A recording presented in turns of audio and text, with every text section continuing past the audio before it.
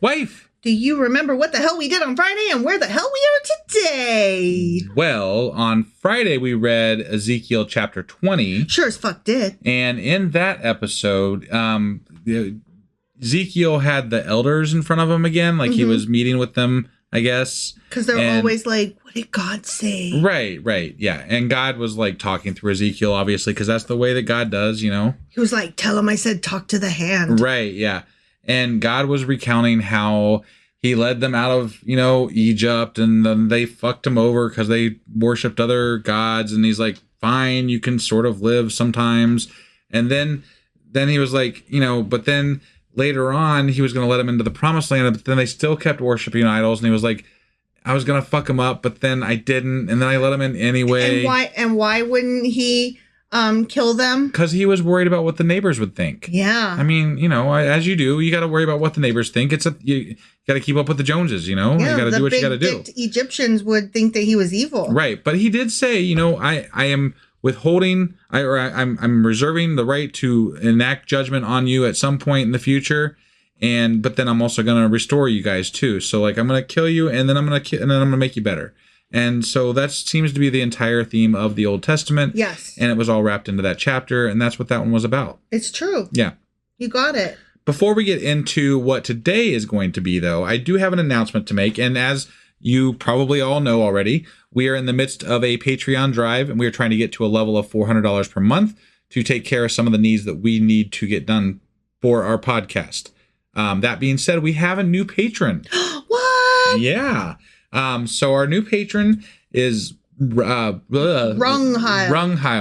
Yes. I hope we pronounced that right. We did look up pronunciation. Because Scandinavian? It is Scandinavian. Yeah. So, and we were very confused as to how to pronounce it when we saw it. So Runghild. I love it.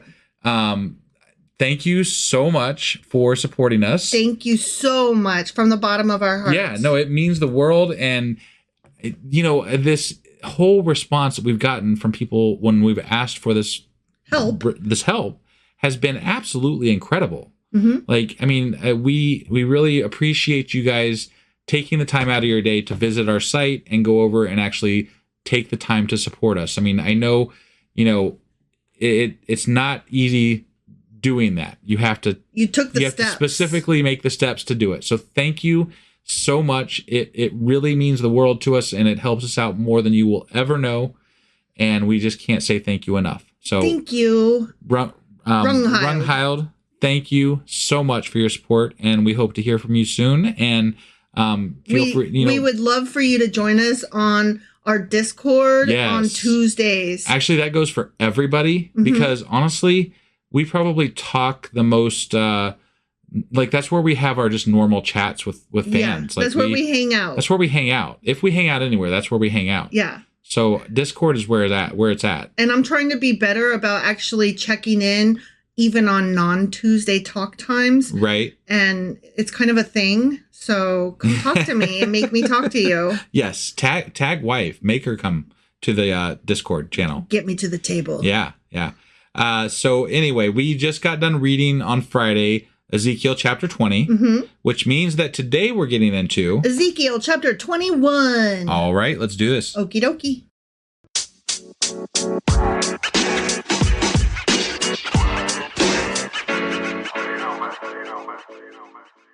All right, we are hopping into Ezekiel chapter 21. Or as I like to call it, Ezekiel chapter 21. But Ezekiel is so much more fun. It really is. You're right. You win that contest. I just want to make sure our listeners know what they're listening to. Well, that's the only reason. Otherwise, it's Ezekiel all the way, you know?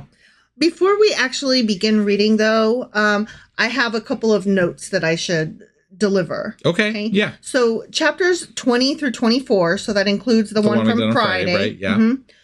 They offer further predictions regarding the fall of Jerusalem. So I think I said that on Friday as well. These are like a section unto themselves. Okay. And so we're in the middle of that now. Got it. Okay. Yeah. This particular chapter also includes a prophecy against the Ammonites. That's beside the point.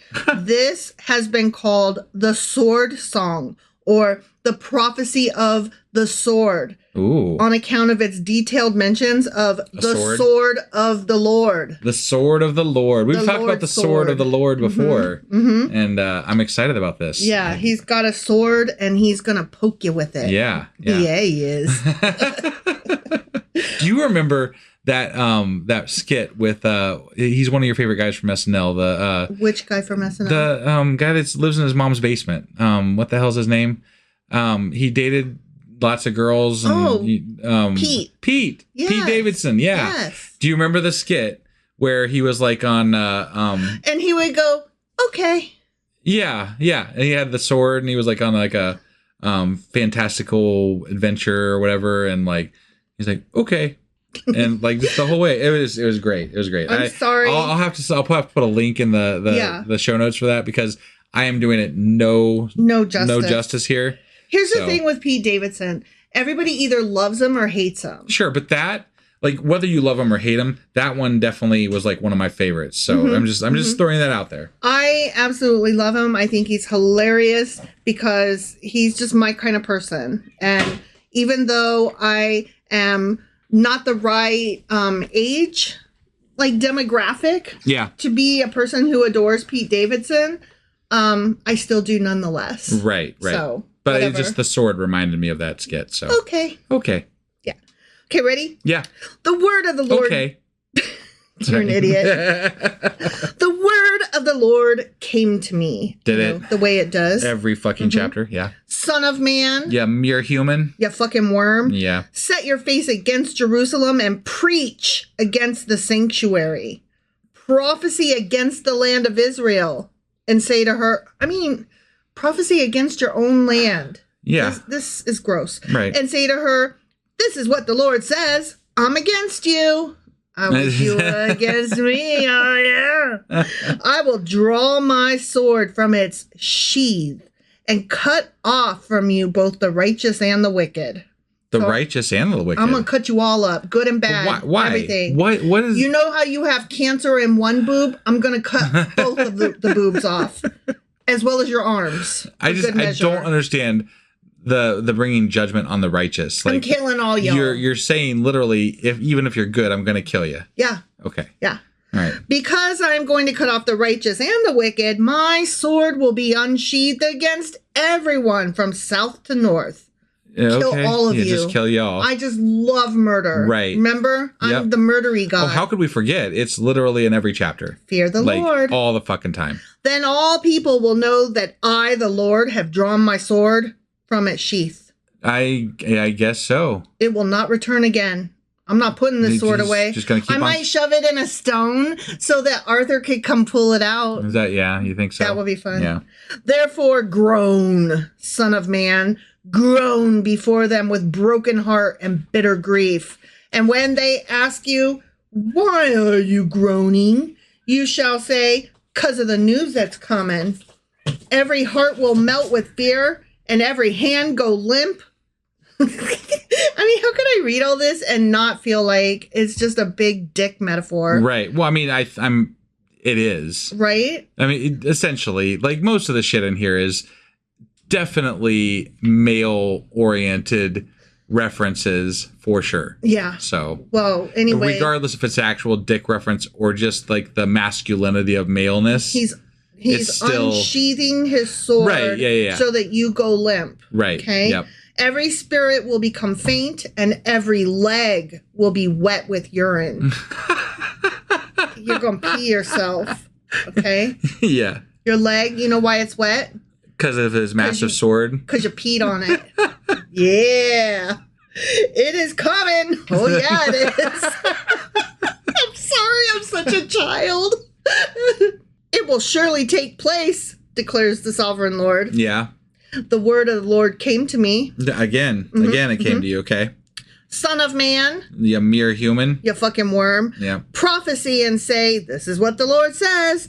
A sword, sharpened and polished. Sharpened for the slaughter. Polished to flash like lightning. Yeah. I'm going to get you. Shall we rejoice in the scepter of my royal son? The sword despises every such stick. What? My sword. The sword despises every such stick.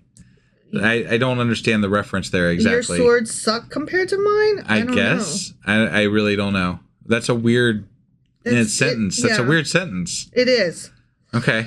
The sword is appointed to be polished, to be grasped with the hand. It is sharpened and polished, made ready for the hand of the slayer.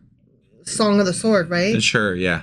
I love my sword. Mm-hmm. I'm going to polish that shit so He's going to grasp it real hard. I'm going to shine it up and down, up and down. Did you ever... back and forth, up and down. There's a video of this this preacher at some... I don't even know. It's just like a meme I saw, basically. But like this preacher pulls out like a fucking sword or a rod or something, and he's probably referencing this actual chapter when he's talking about this based on what I'm remember seeing, but he literally starts stroking the fucking sword on stage in front of everybody, and it looks like he's fucking jacking off the fucking sword. I'm like, what are you doing? I'm polishing my rod. What? I mean, yeah, but like that's exactly what they're describing here. Yeah. I'm like, oh my god. Yep. Cry out and wail, son of man. Yeah, that big sword's gonna get you. For it is against my people. It yeah, sure it is. Yeah. It is against all the princes of Israel. They are thrown to the sword along with my people. Therefore, beat your breast. Yeah. Do it. You gotta, yeah. Testing will surely come. And what if even the scepter, which the sword despises, does not continue, declares the sovereign Lord. What if even the scepter that the sword despises does not continue? I think he's talking about like royalty, like the royalty's going to come to an end. All right. So then, son of man, prophecy and strike your hands together. Okay. And clap. I guess. I don't know. Let the sword strike twice. Even 3 times. Oh, okay. It's a sword for slaughter. A sword for great slaughter, closing in on them from every side. I mean, okay, it's a sword that specifically for slaughter. Yes. Yeah. It's not meant for cooking steak. Right. It's not meant for getting dressed. It's not meant for painting your fingernails. No. Swords are meant for slaughter. Yours is no different. Yeah. You like to kill. You have a tool for killing. Yeah. Right? Yeah. Okay. Just making sure we're on the same page here. Right. I mean, weapons are weapony. Look, I mean, we've been joking a lot through this episode because, the references just kind of ring true for phallic references and what have you. So, but the truth is that this is still a gross, just symbolism for murdering fuck tons of people. I like to murder. Fear the Lord. Yeah. And this is just disgusting. Like the fact that they view religious practices as a reason to murder people. And this is let's not kid ourselves, that's what's happening here. Right. If you don't do these specific religious practices, you deserve to die. Yeah. That is exactly. And it's sickening because these, and I know I say this all the time, but these same ideas are percolating back into society. And it's just not good. It's very not good. And I'm not. This is part of the reason why we wanted to read this book, because we wanted to understand where these disgusting ideas are coming from. And here it is. These are the disgusting ideas. I love my sword. Really? Because Americans love their guns. Right. Yeah. It's almost a direct correlation between this and guns, right? Swords, guns, whatever. We all like to kill everybody. Not only that, and specifically the idea that you have the right and moral stance to murder people, the moral duty for not obeying God, right? Whatever that obeying is to you, for any one person who possesses a weapon that day. Yeah. So that hearts may melt with fear and the fallen be many, I have stationed the sword for slaughter at all their gates. Look, it is forged to strike like lightning. It is grasped for slaughter. I see. Okay. Slaughter, kill. Yeah. Okay? Yeah. Making sure you understand it. Right. If I say it often enough, then I think he has said it often enough. Me too. I'm going to just say that right now, that he has said it often enough. Oh, this part's fun. We're going to do the hokey pokey. Ready? Are we going to turn ourselves around? Slash to the right, you sword. then slash to the left, wherever your blade is turned. Ah. You know. Yeah. To the right, to the left. Yeah. Right. I too will strike my hands together, and my wrath will subside. I, the Lord, have spoken. It will subside, huh? The word of the Lord came to me. Wait, this is still the same chapter, right? Yeah. Where the word of the Lord has come to Ezekiel like 3 fucking times in this chapter. The third time now, yeah. We have to keep mentioning that it, like, we Don't can't just continue the story. These are separate instances, apparently, that the word has come to him. Never forget. Okay. It's always the Lord. Yeah. Son of man. Yeah, mere human. You fucking worm.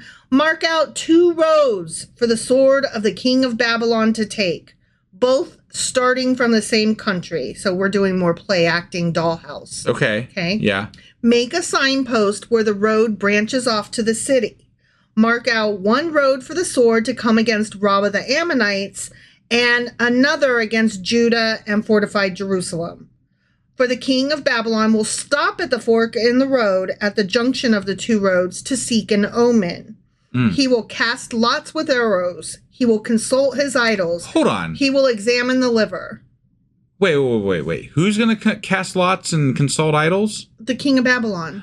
Oh, okay. He's saying the king of Babylon, Nebuchadnezzar, I think. Sure. He's going to come walking down his little path. He's going to reach a crossroads. Yeah. And he's going to have to stop and think, which way am I going? Do I want to go kill the Ammonites today, or do I want to attack Jerusalem today? Right. Let me throw the bones or whatever and decide. Got it. So he's going to do 3 things. He's going to cast his lots. He's going to write the name of each city on one of the arrows and then toss them. Okay. All right.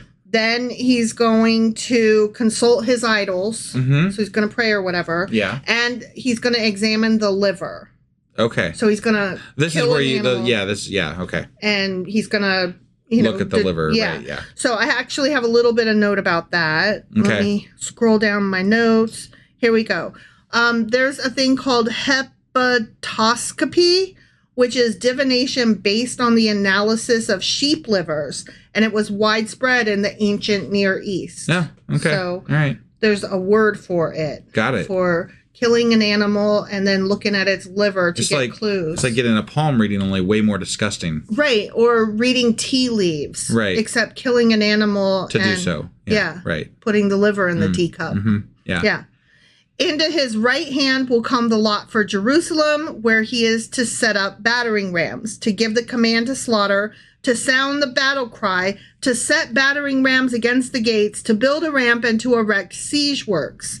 It will seem like a false omen to those who have sworn allegiance to him, but he will remind them of their guilt and take them captive.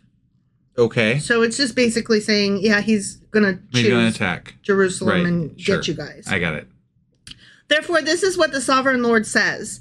Because you people have brought to mind your guilt by your open rebellion, revealing your sins in all that you do, because you have done this, you will be taken captive. You profane and wicked Prince of Israel, whose day has come, whose time of punishment has reached its climax. Just to reiterate, the Prince of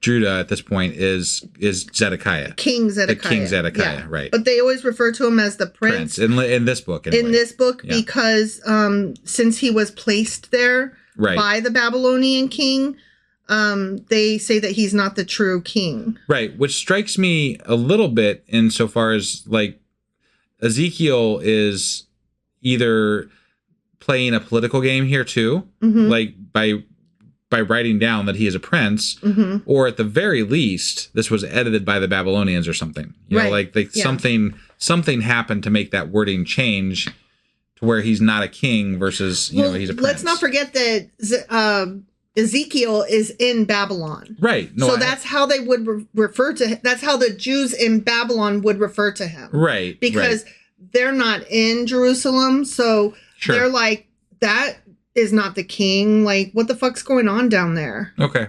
All right. So Fair enough. They're like, the last we knew, I think, Joachim or whatever.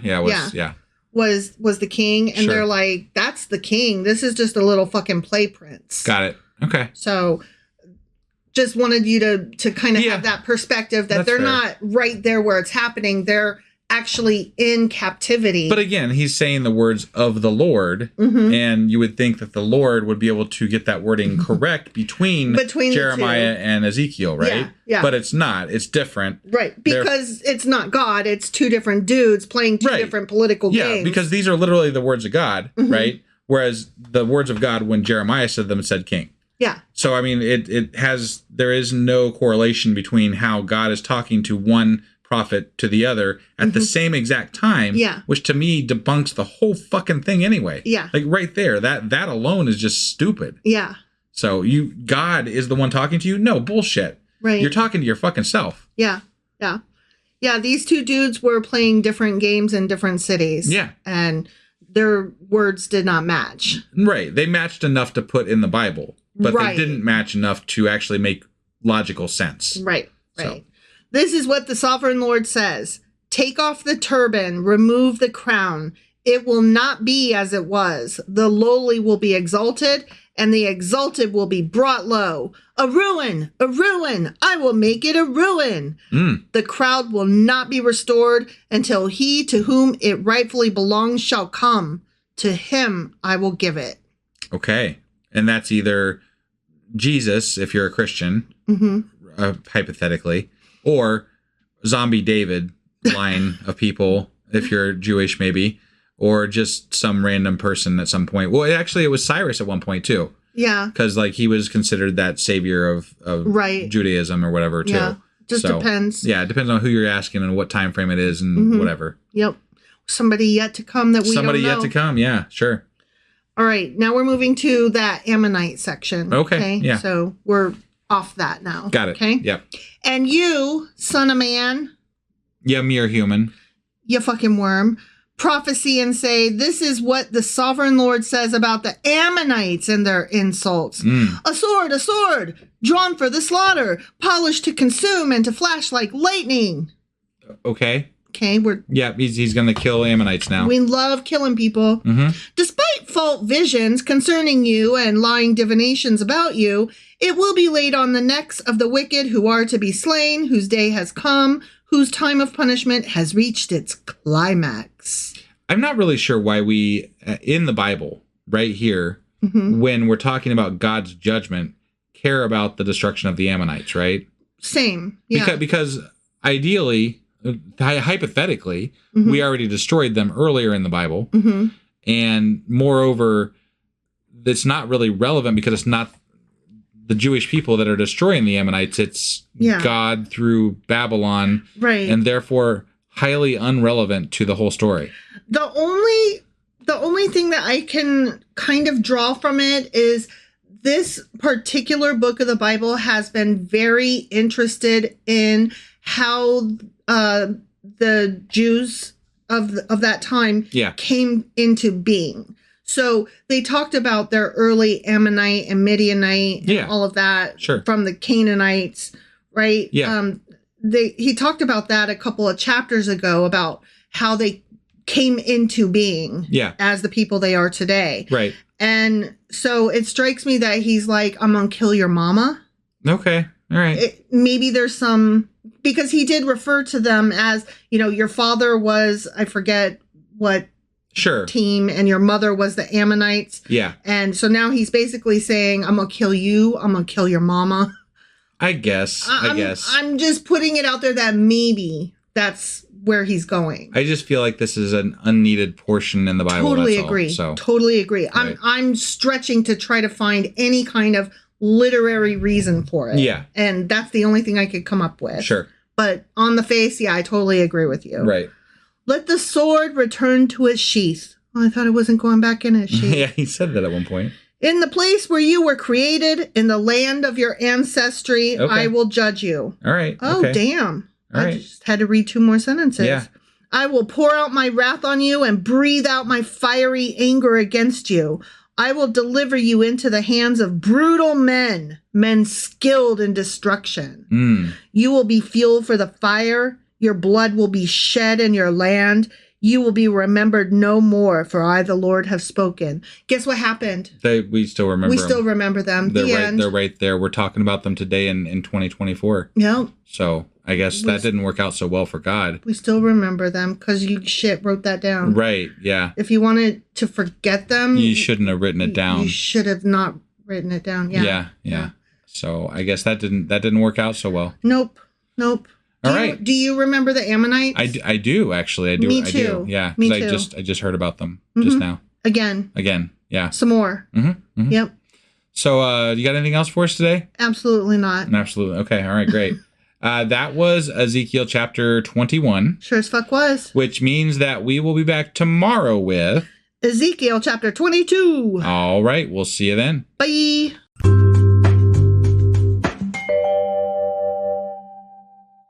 Husband. Wife. Do you know where the fuck we are and how the hell we got here? Well, yesterday we read Ezekiel chapter 21. We did. And in that chapter, God polished his sword up and down and back and forth and all over the place. He did. Yeah, and God used his sword to kill like everybody. Or talked lot. about it. Or yeah, he's gonna use it to kill everybody a lot. But not till he shines it up real good. But he's gotta polish it so good. He's gotta polish his knob. It's gotta be done, yeah. So yeah, there was just a lot of like future killing prophecy shit happening. A lot of phallic symbol. Yeah, that too. Yeah. Yep, for sure.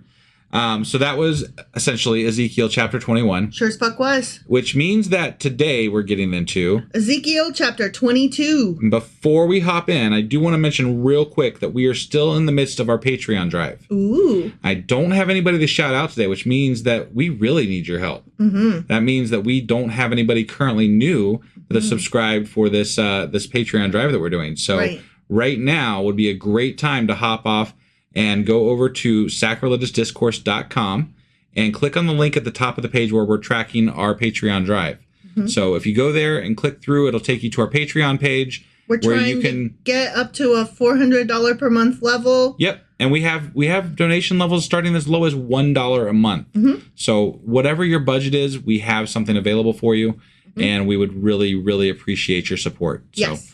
So that being said, let's go ahead and get into Ezekiel chapter 22. Okie dokie.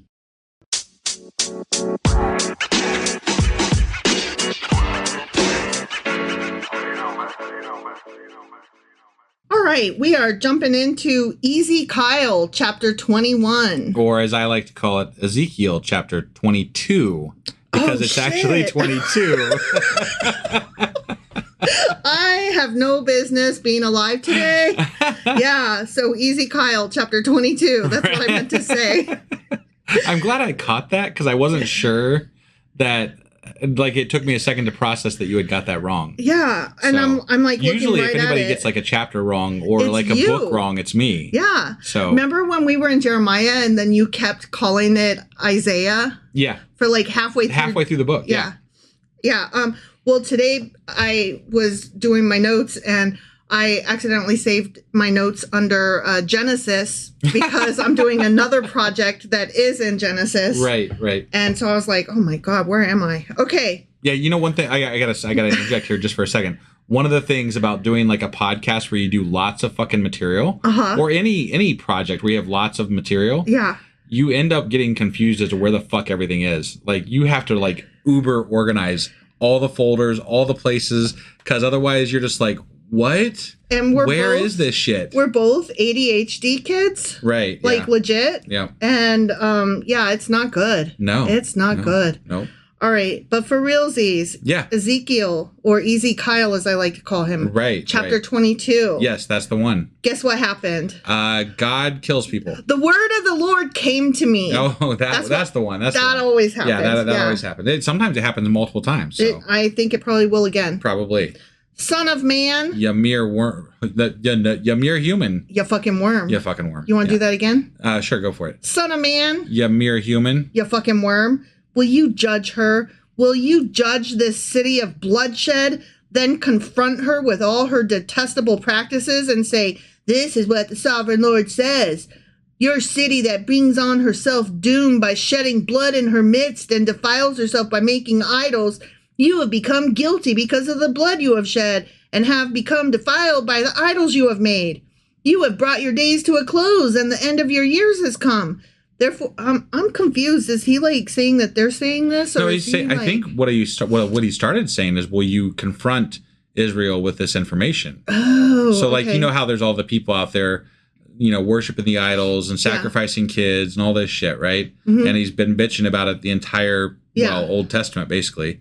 But there's all these people out there doing those things, right? Yeah. And he's saying to Ezekiel, I guess, or Ezekiel is saying it to the old fucks that are sitting at his house or whatever. Right, the elder guys. The elders, yeah. He's saying, will you confront them about this? Okay. I think. I'm glad that you clarified that because I get really confused as to who's speaking to whom. I don't think they're always real clear about that in the Bible. I will tell you that their use of quote marks is really confusing. Yeah, no doubt. Therefore, I will make you an object of scorn to the nations and a laughing stock to all the countries.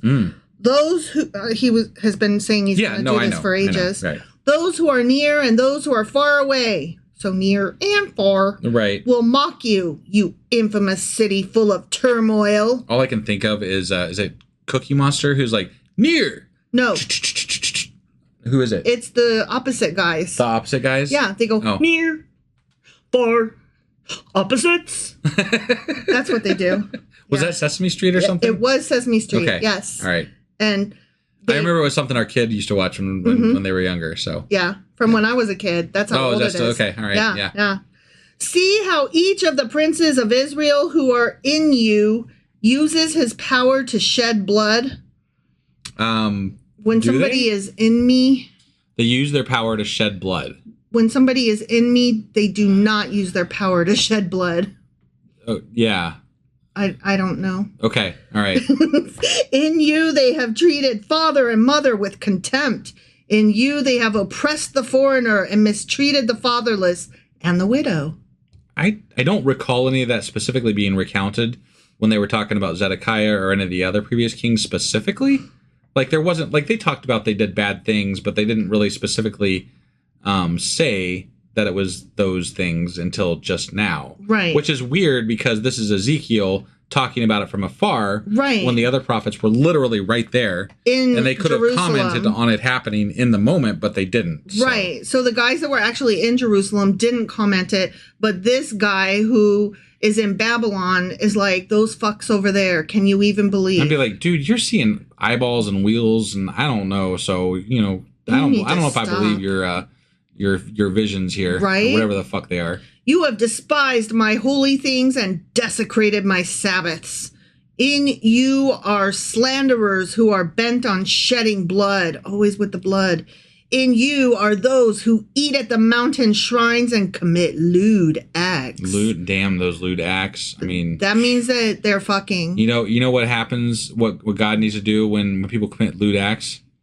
Turn his eyes away and not worry about it? That would be ideal, but no, I think he thinks you have to mass murder people for it. Oh, yeah, that's right. That would be his solution, I think. When people lewd have acts, sex that I don't want them to have in ways that I don't want them to have, I kill them. Yes, murder is the correct godly act, apparently, in the Old Testament. Fear the Lord. Never not be afraid. Right. In you are those who dishonor their father's bed.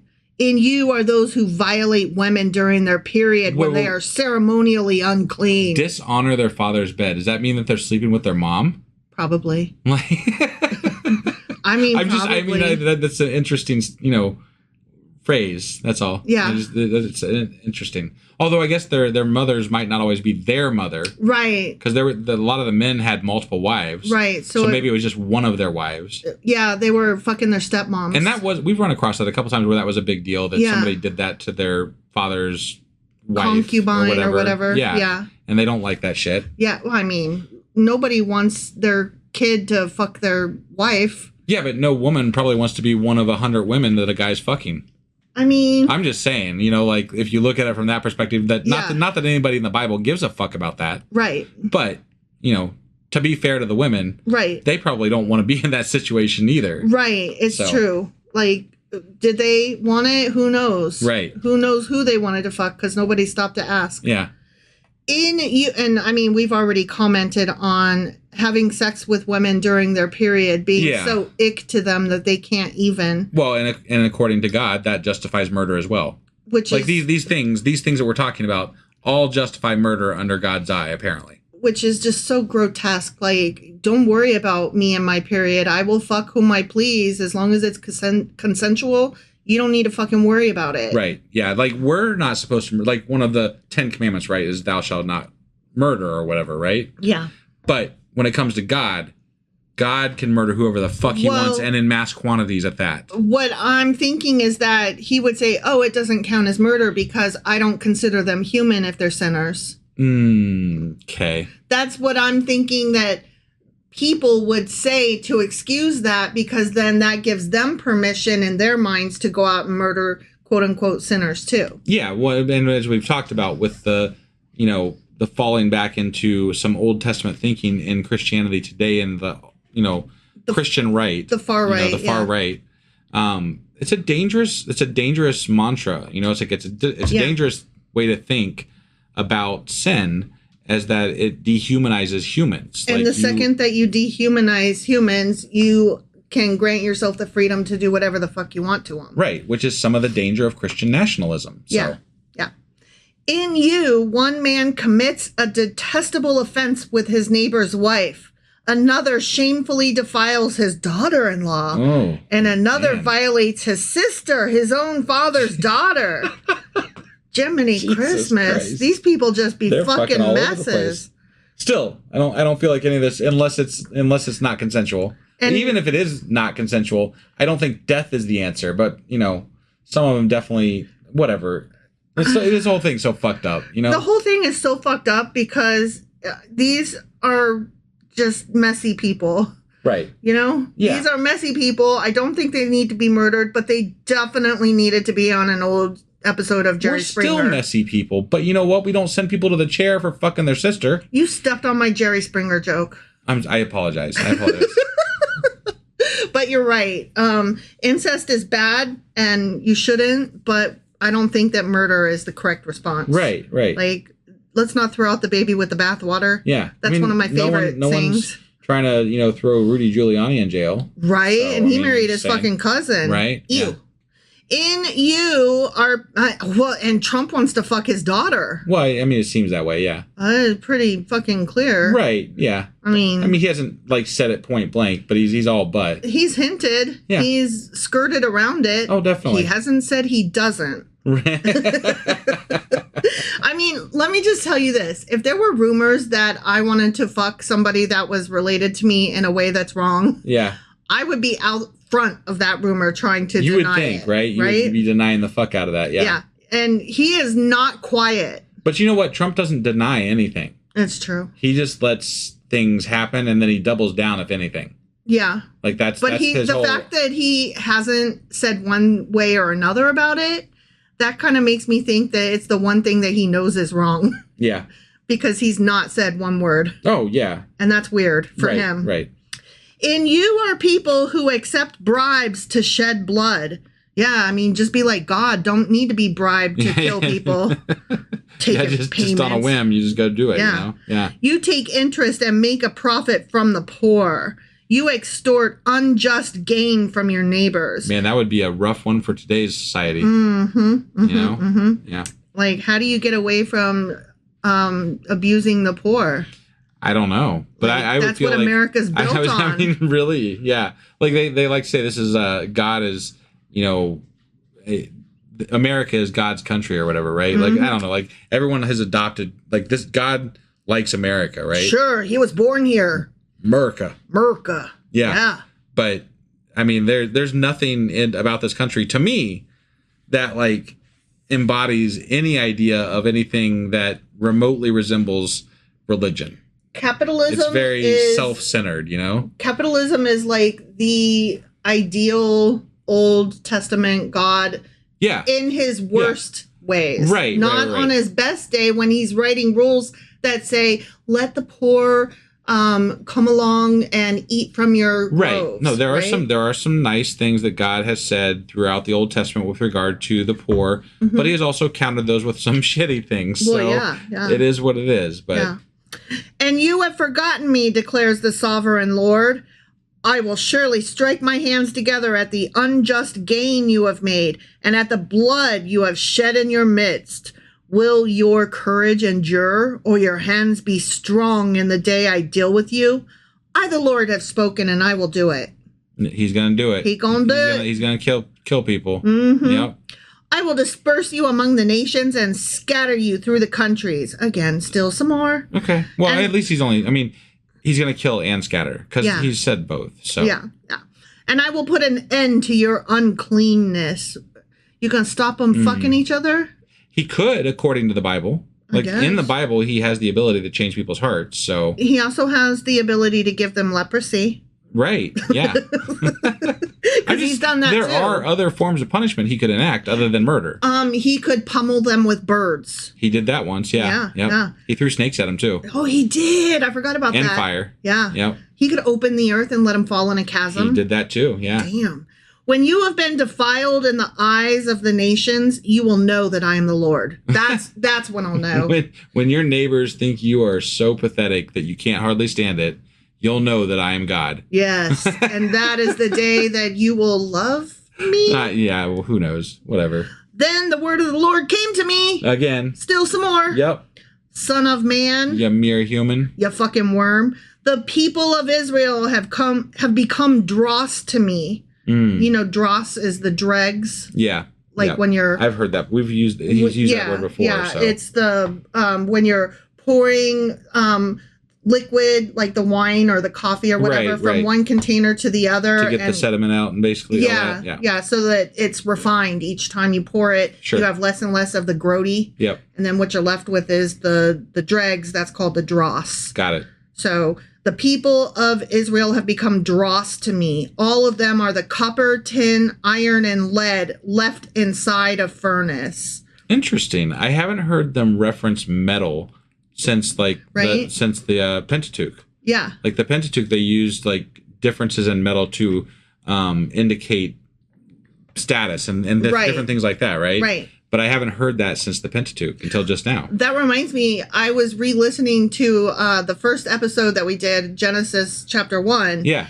And interestingly, we were discussing the fact that there was gold in the Garden of Eden. Yeah. And how God was like, there's gold, it's awesome. And we were like, why? Why do they fucking care? They're in the Garden of Eden. There's literally two humans. Like, they don't need any one rock more than another. Right. Like, who are they trading with? Because that's the only thing that gold is good for in that particular, like, excitement about gold is its value for trade. Yeah. So that right there proves that I don't think that story was everything it was cracked up to be. No. Right. So, yes, metals. They are but the dross of silver. Therefore, this is what the sovereign Lord says. Is it? Because you have all become dross, I will gather you into Jerusalem. Because you have all become dross, I will gather you into Jerusalem. You're all nasty, so I'm going to bring you home and put you where you want to live. Like, what? Well, I'm imagining he's bringing them to Jerusalem to then bring the sword or some such to kill them awful thing to them. Right. Okay. So. As silver, copper, iron, lead, and tin are gathered into a furnace to be melted with a fiery blast, so will I gather you in my anger and my wrath and put you inside the city and melt you. There you go. There it is. There's the murder that we love and adore. There's the happy ending, not in any way whatsoever. Right. Yeah. I will gather you and I will blow on you. Yeah, you will. With my fiery wrath, and you will be melted inside her. Wow. I love a good melting. I mean, this is pretty interesting imagery. Mm-hmm. I haven't heard him use like melting and turning it into a furnace before. That's a new one. But I just can't help but still compare this to the Benedict Cumberbatch version of Sherlock when Moriarty says, "I'll burn you." Yeah. Like, that's what I always think of when God does that. Right. When he's getting ready to burn people. Yeah. That dude that plays Moriarty, he is currently in a remake of The Talented Mr. Ripley. Huh. I believe it's on Hulu, and it's called Ripley. Got it. And I kind of want to watch it because I love that actor. I did like the Moriarty character. He's a good actor. I love him. Yeah. I would watch anything with him at this point. For sure. I'll burn you.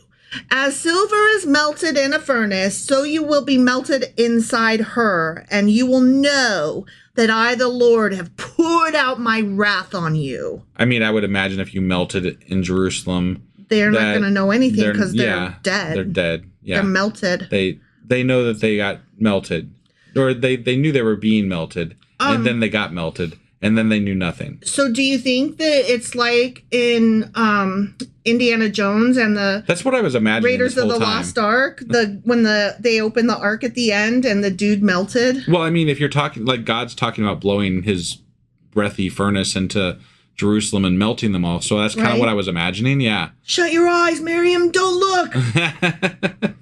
Yeah, that seems very. I mean, that might almost be where they got the imagery for that scene for that movie. I don't know. Possibly. I don't know, but he's melting them. He's definitely melting them. Again, the word of the Lord came to me. Okay. As it does. Yep. Son of man. You mere human. You fucking worm. Say to the land, you are a land that has not been cleansed or rained on in the day of wrath. There's a conspiracy of her princes within her, like a roaring lion tearing its prey. They devour people, take treasures and precious things, and make many windows within her. So first he was talking about how much the people suck, and now he's talking about the leaders themselves. Yeah. Okay. We talked about this a little bit last time, but you know how they're referring to the princes, which are kings, actually. Yes. Because Zedekiah essentially is who they're referring to. Yes. But they're referring to them as princes because that's the way they speak about them in Babylon, because that's where Ezekiel is, right? Right. And they're like, that's not the proper king because Babylon is the one who put him on the throne. Right, exactly. But I do recall that Jeremiah, who was in Jerusalem, was a lot more friendly with Zedekiah. And called him king. Not like completely friendly with him. He was sociable with him. Yeah. Like respectful or whatever. Right. And he also was speaking, the Lord was speaking through Jeremiah as well, at essentially the same, close in time frames, right? Yeah. But the way that Ezekiel talks about the kings or the princes as it is in Ezekiel is very disrespectful, and it's very disdainful. Right. And it's very telling that he's in Babylon. Right. Because I feel like this wording that he's using is coming directly from Babylon itself, not from God, obviously, because God's not actually speaking to Ezekiel. Well, it's not coming from Babylonians, though, because Babylonians would be like, no, he is a king. We put him on the throne. You know what I'm saying? Yeah. So, but the people that he's surrounded with, at least. Right. But it's the Judaic people, the Jewish people that are in Babylon are the ones that are like, that's not our king. But regardless of who he's getting this wording from, it's telling that you're getting two types of ways that you're referring to this leader based on where they are geographically. Right. And it has nothing to do with a message from the Lord. It's geographic. Somehow the Lord telegraphed his message differently, one guy to the other. Right. Okay. That doesn't seem correct if you're a God who's trying to present a message that's consistent to your people to follow. Yeah, his message isn't very consistent. It's not. Interesting. Yeah. Either that or they just wrote it down with their own agenda, which I thought they weren't supposed to do because the word of the Lord is, constant or what the fuck ever. Right. Her priests, so now we were just talking about the royal leadership. Now we're talking about her priests. Yeah. Do violence to my law and profane my holy things. My holy things, whatever they may be. Right. They do not distinguish between the holy and the common. They teach that there is no difference between the unclean and the clean, and they shut their eyes to the keeping of my Sabbaths, so that I am profaned among them. So those priests, they fucking around. They ain't good. Yeah. Bad priests. Yep. Her officials within her are like wolves tearing their prey. They shed blood and kill people to make unjust gain. So what pisses me off, though, is that he gets mad. God gets mad at these priests and these kings and these princes and whoever for doing these awful things. The awful things that he's mad at them for doing is fucking killing people. Right. And the way he fixes it, how does he fix it? He kills them. He fucking kills them. He's like, what kind of bullshit is that? You're killing, I'll show you some killing. Yeah, no, it's fucking stupid. Right? Like that's the dumbest way to you're killing an entire people and scattering an entire people to punish a few people who are doing the same fucking thing. And it's all the leaders. Right. Hello, what? Yeah. Why are you like killing the followers? The people that supposedly represent you, God, are the ones that are fucking over the rest of the people by telling them the wrong message according to you, again, in the Bible. It's kind of like... And your punishment is to kill them all or scatter them all. It's kind of like if you were to relate it to today, and we talk about MAGA, right? Yeah. The MAGA movement. Right. And there's two people within the MAGA movement. There's the people at the top, the leadership, the Republican Party leaders, the church leaders, that kind of thing. Yeah. Who all know better. They all know better, and I hate them. Right. And then there's the people like my parents, our neighbors, the people down the street with the signs in their yard, right? Yeah. Like, I hate them, but it's a different kind of hate because how could they know any better? They're merely following their leaders who have told them. Yeah. And it almost lends you a resigned hatred that has like a certain amount of sympathy mixed in with it. I would call it disappointment. Like, these are people that I respected sometimes in earlier points in my life. As our friends and neighbors and family members. Right. I was going more for the family side aspect of that. Like, there are friends and family members from years ago that I respected their viewpoints on things. But now that the media has engulfed them in this cocoon of information that is directly pointing them towards this one idea, they have no way to escape that, and they have no way to understand that the vitriol that they're spewing out every day with regard to their religion and their politics is so toxic that it's not even you can't even you don't know where to start. It's just fucking pure hate, essentially. Yeah. And if you want to have that conversation, you have to convince them to come so far back from where they are currently that it's not even something that is reasonably able to be done, usually. And that's why you have to look up ways to deal with people in cults. Right. And you have to deal with them differently. You can't just present facts to them because they don't agree with facts. And if you can't even start from the sky is blue fact, then the conversation can't even be had. Right. So there are different ways to deal with people in cults than with just, arguments or discussions that you're having with somebody where you're both starting from the same point. Right. And where you're both wanting the same end, which is to still be friends at the end. Yeah.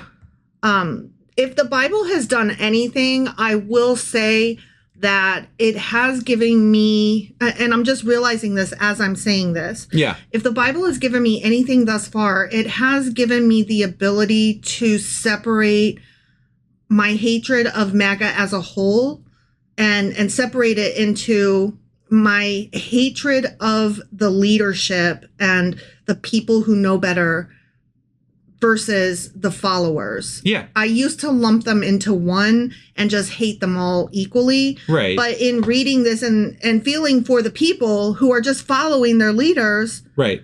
Like I'm realizing, oh my God, I was doing the same thing that God is doing by putting them all in one group and saying, kill them all. Not that I was saying kill all the MAGAs. Jesus Christ, I'm not saying that. But like, that's what God is saying with these people. Like, don't discriminate, kill them all. And I'm like, wait, but some of them are just followers. And it like suddenly, as just now, as we're reading this, I had a light bulb go off that was like, oh my God, I'm doing the same thing. Maybe I shouldn't treat people like God. Yeah, maybe I shouldn't be like God. Maybe I should have a little bit of empathy for the people that are just following and don't know any better. Right. Like, I would say you could base a pretty good moral code around not doing things like God. Yeah. I'm just saying, like, if you wanted to create a good, in my opinion, a good moral code, you would remove a lot of the things that God does to his followers. I find it really interesting that I took the wrong lesson from this, but that it somehow granted me the empathy that I was lacking. Yeah. The Bible gave me empathy, but not the way it intended to. Right. Wow, I'm so sorry. I'm kind of like, whoa, weird. Okay, let me just read on now. Sure. Her prophets, okay, so we're still talking about leadership. Yeah. Her prophets whitewash these deeds for them by false visions and lying divinations. So wait, say that one more time.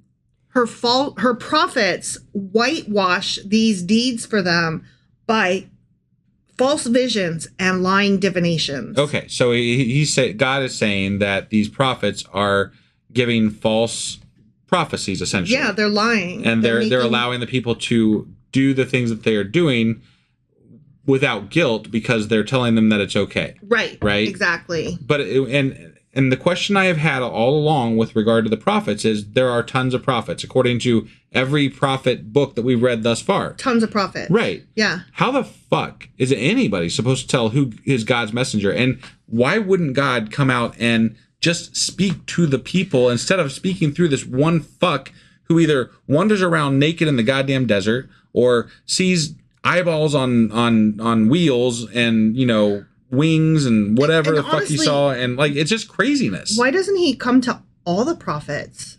If he doesn't want to talk to the people themselves, okay, whatever, you have a God complex, I get it, right? You couldn't possibly lower yourself to speak to the commoners, right? But it would show an act of God to make all these prophets agree, right? Like, hey, I'm going to speak through all you fucks, even if you don't currently speak for me, I'm going to make you speak for me. Yeah. That would be an amazing act of God, right? That would be a really cool act of God. Yeah. Yeah, get them all on the same sheet of music. Yeah. And make their stories match even. Right. Yeah. Like, is he a king or is he a prince, for fuck's sake? That might make sense. Yeah, if you have to go through a messenger or messengers, that would be something worthwhile, right? But this one person thing is just some bullshit. Because I don't trust one person any more than I trust another person. Right. Fuck you. You're not a prophet. You lie. Moreover, if you've got multiple people telling you the other thing, you're probably going to believe the larger portion as opposed to that one crazy fuck over there. Like, oh yeah, that's crazy Ezekiel over there. Crazy Zeke. You know how Easy K is always talking about his goddamn four-faced guy sitting on the throne showing his dick off. Right. Yeah. They say, so this is the prophets say, this is what the sovereign Lord says when the Lord has not spoken. Oh, they're making shit up. Those liars. It's funny to me because they being this book, the Bible in general, is also making shit up. Right. So. Like, douchebag says what? Right. The people of the land practice extortion and commit robbery. They oppress the poor and needy and mistreat the foreigner, denying them justice. I looked for someone among them who would build up the wall and stand before me in the gap on behalf of the land, so I would not have to destroy it, but I found no one. You are fucking God. And you're talking, you're saying this to Ezekiel? Like you also said similar things to Jeremiah. Like you've got multiple. No one? Right. There was Baruch that was helping Jeremiah. Like who there was that Ethiopian who may or may not have been Baruch. Right. What do you mean you found no one? No one. What the fuck does that mean? Not a one. Like, except sense. for the ones that I found no one. That's not what it says, though. Right. It just says, period, the end, I found no one. Yeah. Like, then you're a liar. I call bullshit on that. Yeah. Yeah. So I will pour out my wrath on them and consume them with my fiery anger, bringing down on their own heads all they have done, declares the sovereign Lord. The end. Okay. All right. Well, crazy. So again, more death, more, suffering. God's going to kill people. And every chapter, I'm going to get you. Yeah. I mean, Ezekiel has been one of the more wrathful books thus far. Mm-hmm. This is very that fire and hell-bent brimstone on destroying people. He's going to get you, but he's going to get you hard. Right. He's going to kill you so much. Right. So I gotta say something real quick. So this is kind of off subject, but as we do, yeah.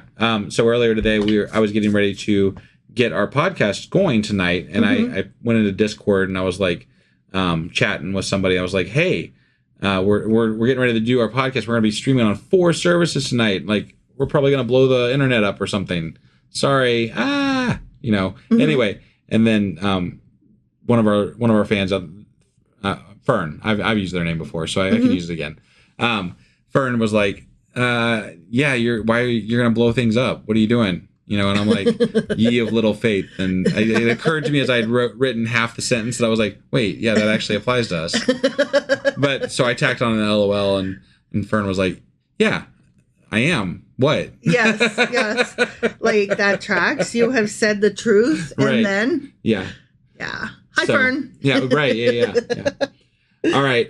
So that, before we get out of this, I do want to say that this was a live episode that we did on all the things. YouTube, Twitch, Twitter, and Facebook. Right. Yeah. So all the things. Yes. And we do this every Monday and Wednesday at 10:30 p.m. Eastern. Mm-hmm. And you're more than welcome to hop on any of those platforms and join us there. Mm-hmm. And then on Tuesdays, which is tomorrow's episode, and we do a live on Discord. Yes. So if you catch this episode in the morning tomorrow. That's at 10 p.m. That's at 10 p.m. Yes. Yeah. But that one is actually, in my opinion, the most fun because we actually converse over there and we talk. We stick around after. We have like hang out. A bit of an after party, and it's so much fun. Mm-hmm. Like, that is our favorite space. And everybody laughs at us and makes fun of us, and sometimes we say clever things, but usually we don't. A good time is had by all. That is very true. Very true. So we would love for you to join us there. And I think that is all we have, unless you had any notes to go over or anything like that. I have no notes for this. No notes. Yeah, just a lot of death. It be what it be. A lot of death. Yeah. All right. Well, that was Ezekiel chapter 22. Sure as fuck was. Which means that tomorrow we will be back with Ezekiel chapter 23. All right. We'll see you then. Bye.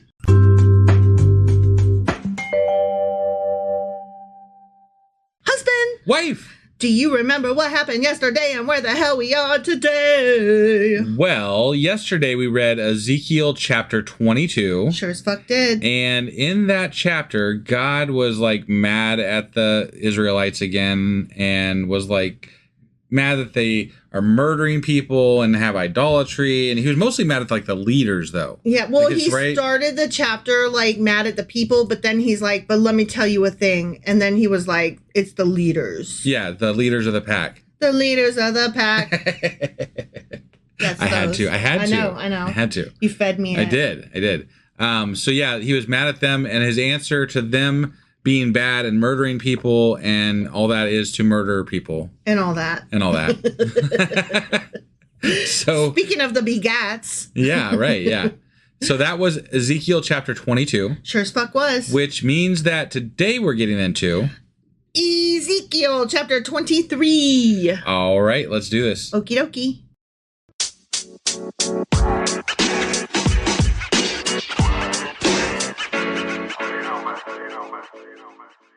All right, we are hopping into Ezekiel chapter 23. All right.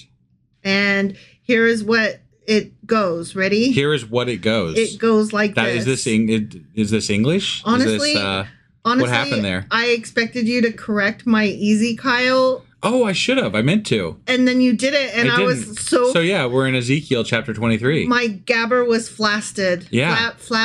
Flabbergasted. I was gobsmacked. Yeah, flabber pasted. I don't know. Befuddled? It's just what came to my head. I was befuddled. Okay. All right. Twitter pated. I win. All right. Listen. Ready? Yep. I know you're going to be surprised at this, but the word of the Lord came to me. Did it really? Ezekiel. Yeah. Son of man. You mere human. You fucking worm. There were two women, daughters of the same mother. We also like to call those things sisters. Yes, that does often get referred to that way. At least half sisters. Yep. Mm-hmm. They became prostitutes in Egypt, as you do. Sure. They got the big dicks out there, so. That's what I hear. That's what they said in that one. Yep. Yeah. Engaging in prostitution from their youth. Okay. You know how they do. I guess. Those fucking whores. Right? Sure. I mean, that was pretty common practice. Still is actually pretty common practice. So I think we should just slut shame all around. I think that's what the Bible does. It's not what we do. No, I'm decent. Never mind. I'm a nice person. Sex work is real work, y'all. Yes. Okay. In that land over in Egypt with the big dicks, Yeah. their breasts were fondled and their virgin bosoms caressed. Okay. So wait, they're virgins still, but they're prostitutes. Hold on. Their breasts and their virgin bosoms. Okay. Aren't bosoms breasts? That's what I thought. Yeah. Well, is that wrong? Bosoms. It's your chesticles. That's what I thought. Yeah. Yeah. Bosoms are chesticles.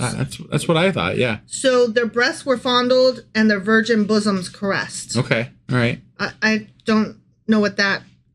Okay. Maybe they had 4 boobs. That's what happened. That's what happened? Yeah. Yes, they had 4 boobs. Right. Half their titties were fondled, the other half were caressed. The older sister was named Ohola, and her sister was Oholiba. Okay. And those words mean, one of them is tent, and one means tent is in her. My tent is in her. Okay. All and these sisters are representing Jerusalem, and I forget what the capital city is of the Jerusalem? I just said Jerusalem. Oh, I'm sorry. You know, okay, so they're representing Jerusalem and the capital city that is... Okay, so you know how Jerusalem is the capital of Israel? Yes. Is that right? Yeah. No, it's the capital of Judah.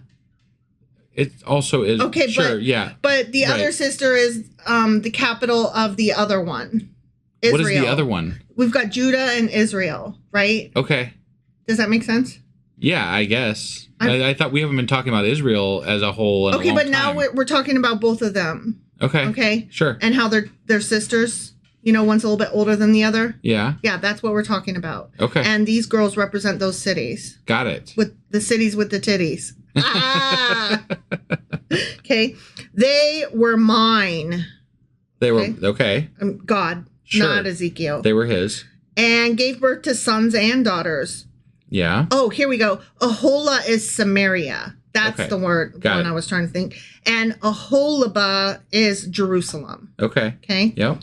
Ahola, Samaria, engaged in prostitution while she was still mine. That whore. And she lusted after her lovers, the Assyrians, warriors clothed in blue, governors and commanders, all of them handsome young men and mounted horsemen. Yeah. She gave herself as a prostitute to all the elite of the Assyrians and defiled herself with the idols of everyone she lusted after.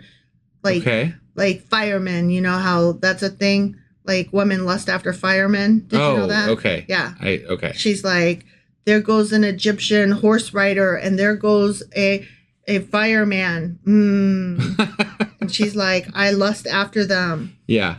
She did not give up the prostitution she began in Egypt when during her youth, men slept with her, caressed her boobies, and poured out their lust on her. Poured out their lust. So they came on her? I think that means they came on her. Okay. They poured out their lust on her. Yeah. That's what I would take that to mean. Yeah. So they came all over that bitch. I guess that's what it sounds like. Okay. Therefore, I, God, delivered her into the hands of her lovers. I was like, here, whatever. Have her. Yeah. The Assyrians, for whom she lusted, they stripped her naked, took away her sons and daughters, and killed her with the sword. You know, the way they do. Right? Yeah. She became a byword among women, and punishment was inflicted upon her. Okay. So that did not end well for her. I guess not. But it's a city, not a girl, so. Right. And ultimately, it doesn't end up ending well for Jerusalem either, though. No. So, I mean, none of God's people does it end well for. Ever. And he still talks about bringing them all back, right? Like, I know. I will never forget, though, I've already quoted this where there's one Jewish lady that was like, can you choose someone else? Right, yeah. Okay. So her sister, Aholiba, so the younger one. Jerusalem. Right. Saw this. Yeah. She saw what happened. Yeah. Yet, in her lust and prostitution, she was more depraved than her sister. I like how we don't talk about how all of the mans are right. It's gross. Never the man. No. It's always the woman. It's fine whenever for them we're talking about fuck. Someone being led astray, it's always a woman. Yeah. Always. Like, she is enjoying sex just fine. She's a whore and a piece of shit. All the men that are fucking her all the different ways, they're fine. Whatever. Do you remember, was it back in Isaiah, I think, I don't know. It was a while back, but they were talking about the men walking the straight path and the crooked paths. Yeah. And every time they walked the crooked paths, the honey-lipped vixens led them astray. It wasn't the man's fault. It was the woman's fault still. Yeah. Even though the man was going astray, the man was still being led astray by a woman. Yeah. Because men are not in charge of their dicks because they are monkeys. Right. Is what I'm getting out of this. I feel like if the woman has that much power over men, maybe they should be in charge. Probably. If you cannot control, if you want to be in charge, you have to be able to control the your women. Dick. The women. No, the women. And your women. Right? Yeah. And I'm not saying that you should feel that way. Right. I'm saying that if you think you are better, then you should. That shouldn't be a problem. It sounds like you're not very strong, right? Yeah. Like, it sounds like you're kind of weak and piece of shit. It sounds like you're a monkey, though, honestly. Like, your dick is in charge of you, and you are just led, like, wherever it's pointing, that's what you do, because you can't help it. Right. And women are strong, and you're weak. Yes. That sounds like you shouldn't be in charge of the world. Correct. Okay. So, anyway, she was even more depraved, because she liked it even better. I don't really buy that because I feel like it was equal, if anything. Like the way they talked about the Israelites outside of Judah, they were way more depraved earlier on than anything they ever brought up with regard to Jerusalem. Sure. Because Jerusalem kind of became like God's favorite pet after that is true. After the earlier Israelites kind of went away, you know? Well, she too lusted after the Assyrians. Governors and commanders, warriors in full dress, mounted horsemen. Always the mounted horsemen. All handsome young men. Yum, yum, yum. Yeah. I saw that she too defiled herself. Both of them went the same way. But she carried her prostitution still further. We're going to talk more about how disgusting a whore she is. Okay. All right. She saw men portrayed on a wall, figures of Chaldeans portrayed in red with belts around their waists and flowing turbans on their heads. All of them looked like Babylonian chariot officers, natives of Chaldea. As soon as she saw them, she lusted after them and sent messengers to them in Chaldea. So wait, she was gross because she was grosser than the other because her lust included the Chaldeans. Right. What? But this is still symbolism for Jerusalem, right? Yeah. Okay.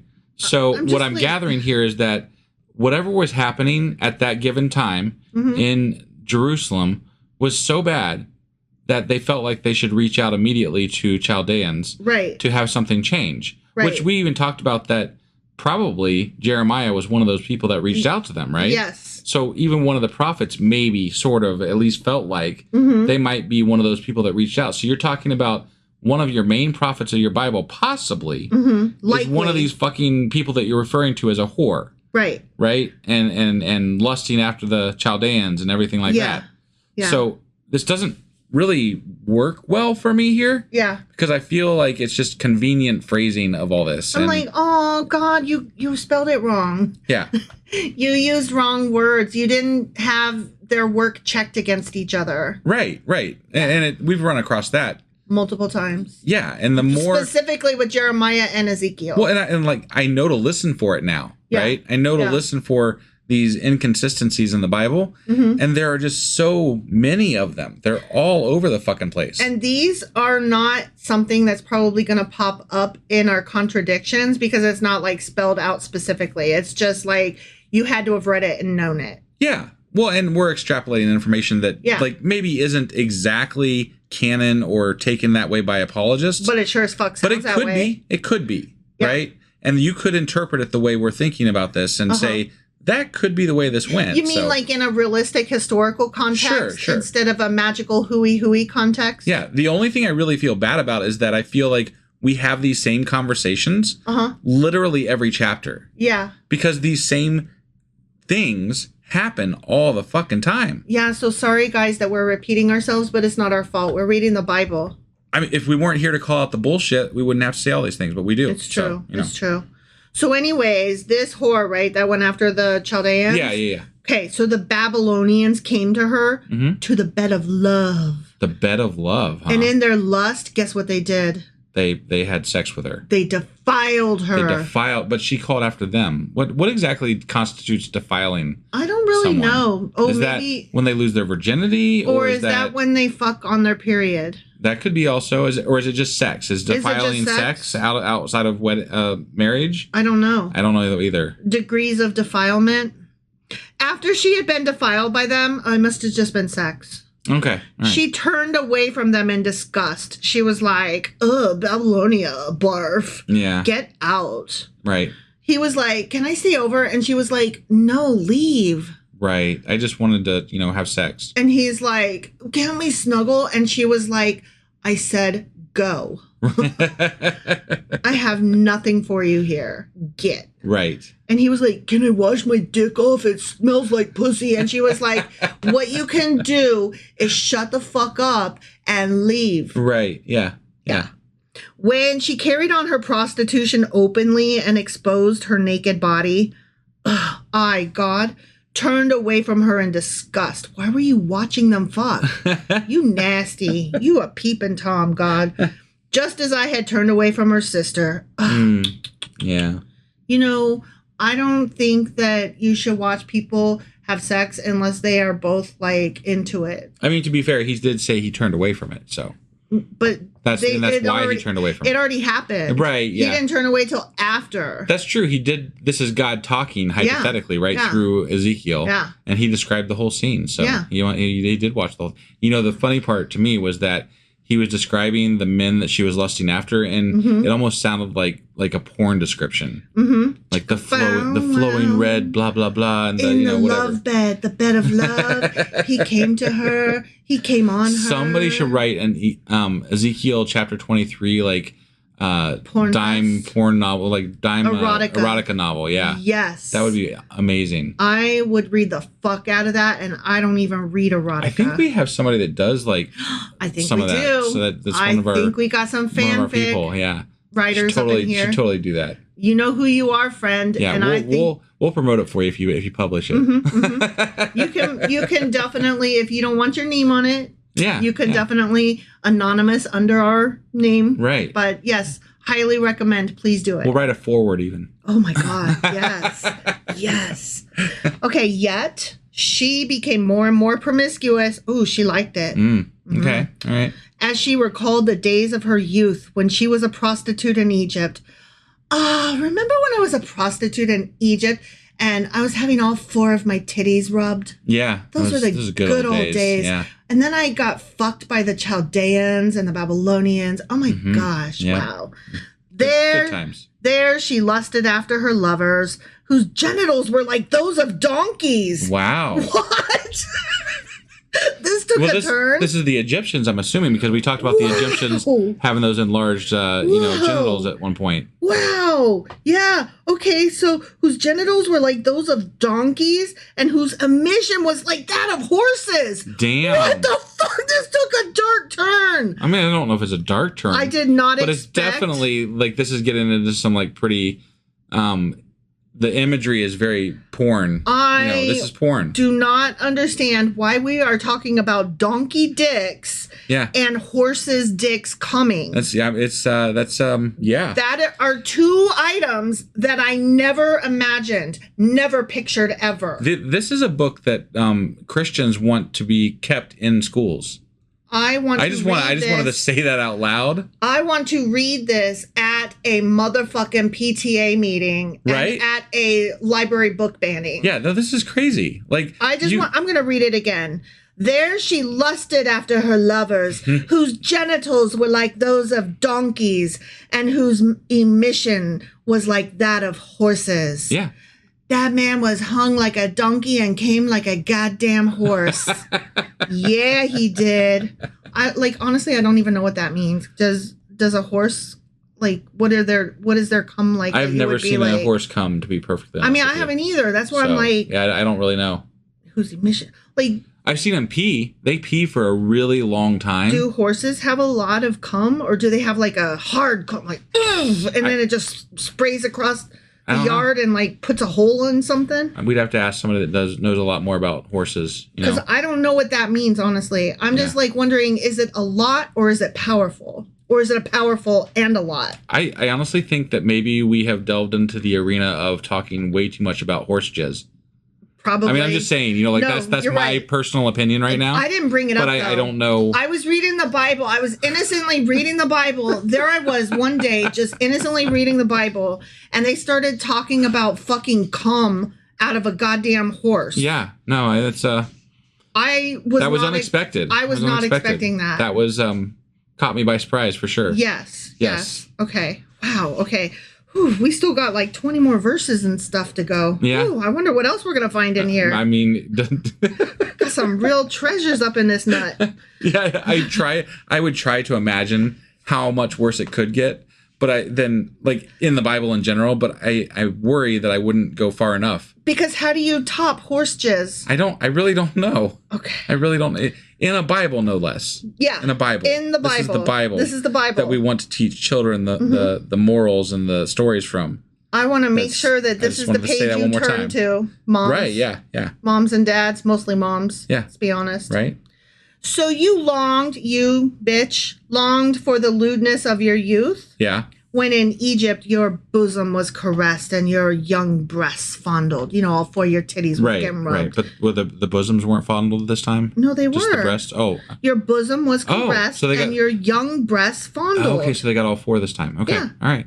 All four of your titties were rubbed. I was just making sure. Yeah. I want to make sure they got it right. She was like, oh, I sure wish this horse wasn't coming inside me. I miss the days when all four of my titties were being rubbed, and that was the worst of it. Sadly, I'm producing an image of what this porn movie looks like in my head as we're reading through this, and it's kind of disturbing a little bit. So. I'm really sorry that I'm being like so over the top ridiculous, but I have to be honest. Like I'm a little bit embarrassed, and I don't know what to do with this, so I'm just trying to like play it off like whatever. I'm cool. I mean, did you really like? I think we say something along these lines all the time too, but. Did you ever think that the words horse jizz would come up as we were reading the Bible? I mean, no. Like, okay, I read the notes for this, so I knew that we were going to be talking about two sisters, right? Yeah. And I knew that those two sisters represented the two capital cities. Sure. And I knew that they were going to be called whores and whatever, blah, blah, blah. Okay. That was the extent of my knowledge. I literally knew nothing, so. Right. Yeah. So, no, I was not prepared for this, and I honestly just don't know. I don't know what to do with it. So I'm trying to just be funny, but I'm really kind of befuddled and Twitter pated. Right. Yep. Therefore, Aholaba, this is what the sovereign Lord says. Okay. Oh, he's going to talk to the girl who got jizz on her. Yeah. Okay. I will stir up your lovers against you, those you turned away from in disgust. And I will bring them against you from every side. Oh, so when she went and fucked the Egyptians, he's like, you turned your back on the Chaldeans. You remember how you kicked them out of your bed? I'm gonna go get them. They're gonna come fuck you up now. Yeah, that's nice. Thank you for that, God. Right. Appreciate that. Yeah. Like, I'm not allowed to say no. After I said yes, I'm not allowed to say no. So this was all just like whatever. I mean, you're mad that I said yes. Then you're mad that I said no. And no means yes, and yes means no. And basically, I was always going to get fucked. I do have a question, though.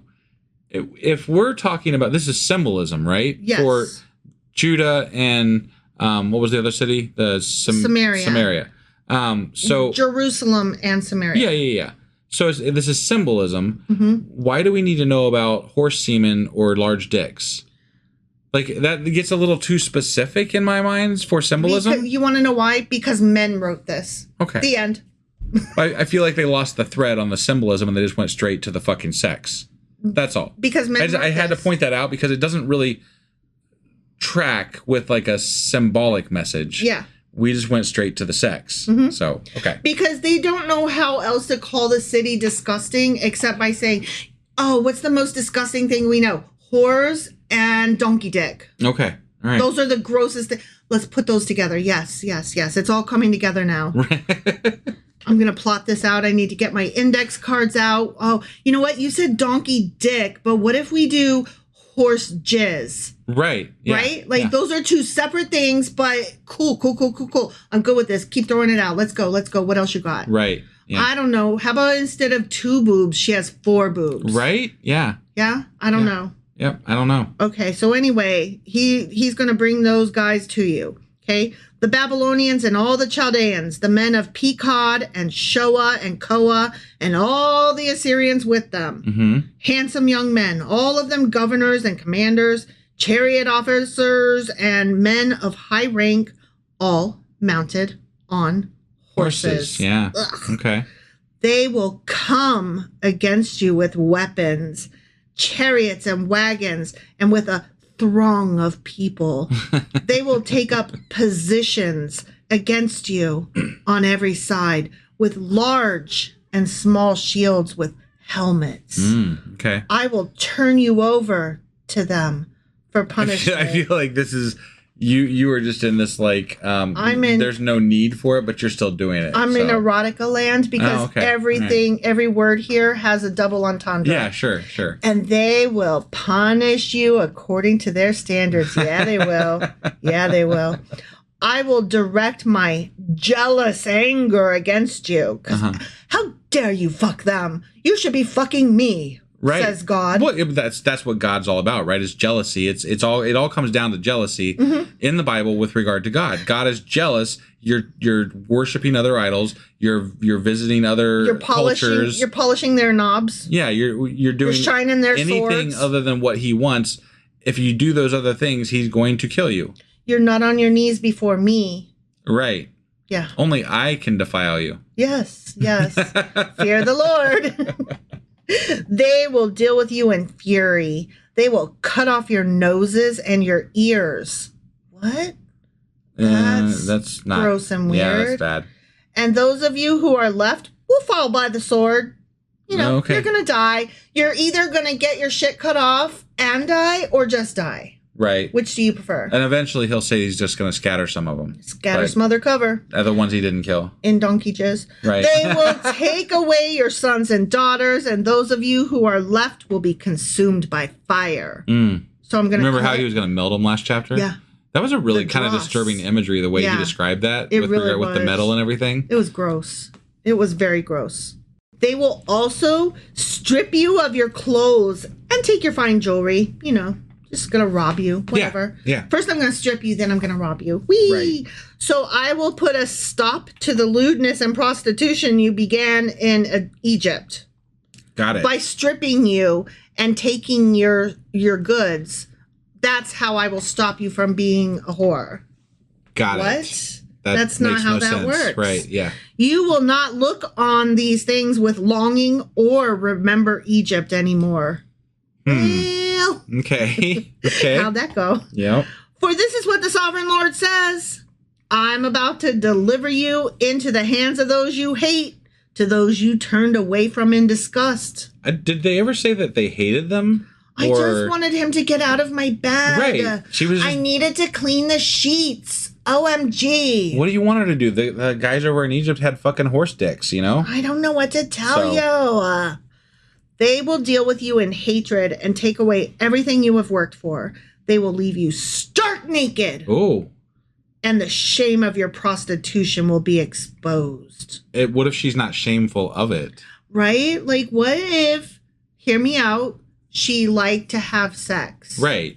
And what if the only shame is actually you putting that shame on her? Because I have to tell you a secret. Are you ready for it? I'm ready. Some girls like sex. No fucking way. You're kidding me. I know somebody who is a girl who likes sex. Seriously? Yes. I can't fucking believe it. She likes it a lot. Yeah. And you know what she's not embarrassed about? What? Sex. Oh. Huh. Yeah. That's crazy. I'm not going to tell you. I don't want to embarrass her. Sure. Because it's not my story to... Wait. It is... What? Is that your story to tell? It's my story to tell. Oh, okay. Oh, my God. Yeah, right. Oh, my God. I'm a girl and I like sex. Oh. What? And I'm not ashamed. Right. Hashtag not ashamed. Yeah. Okay. Your lewdness and promiscuity have brought this on you because you lusted after the nations and defiled yourself with their idols. Yeah, I did. I rubbed myself raw with them. I mean, right? Like they do feel like they're just sex toys, right? Yes. They're defiling with the They're idols. pre-battery dildos. Yeah. Yeah. Yeah, the way they always talk about him anyway. I was like in the movie that Emma Smith was just in. Oh, what was it called? Oh, fuck. Pretty? No, not Pretty. I got nothing here. So well, it was the one with Emma Stone. Yeah. And she it was like Frankenstein and Barbie had sex and had a baby. Oh yeah. That movie was so great. Poor Things. That's it. Yeah.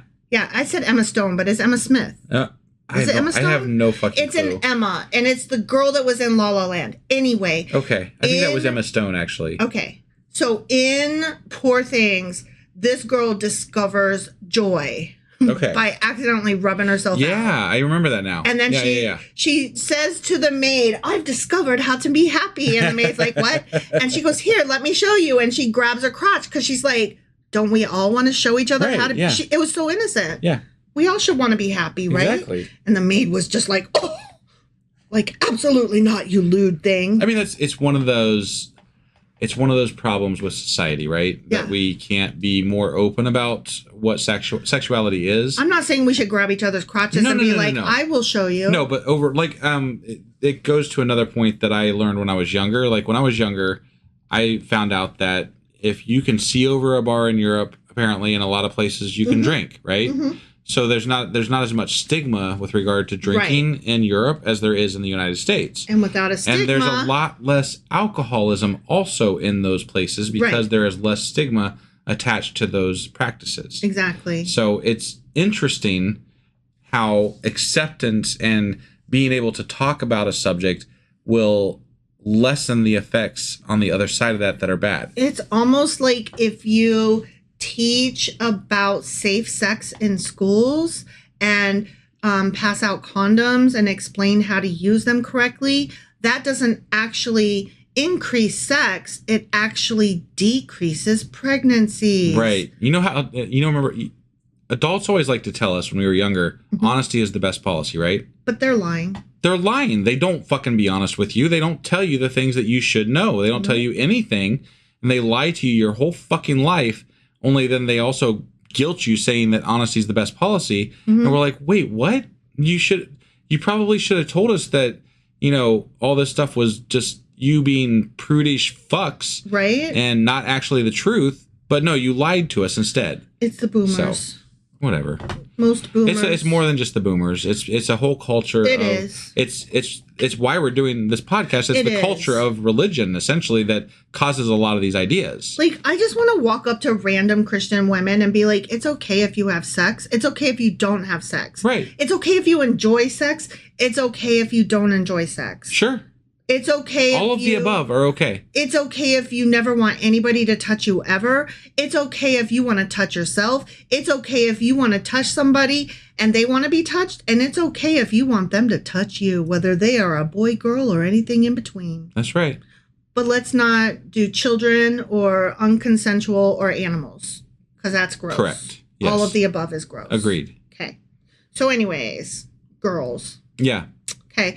You have gone the way of your sister, you hoe bag, so I will put her cup into your hand.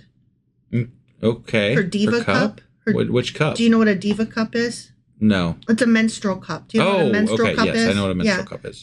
It's a plastic device you fit inside you, and it collects your menstrual stuff. No, I know. Yeah.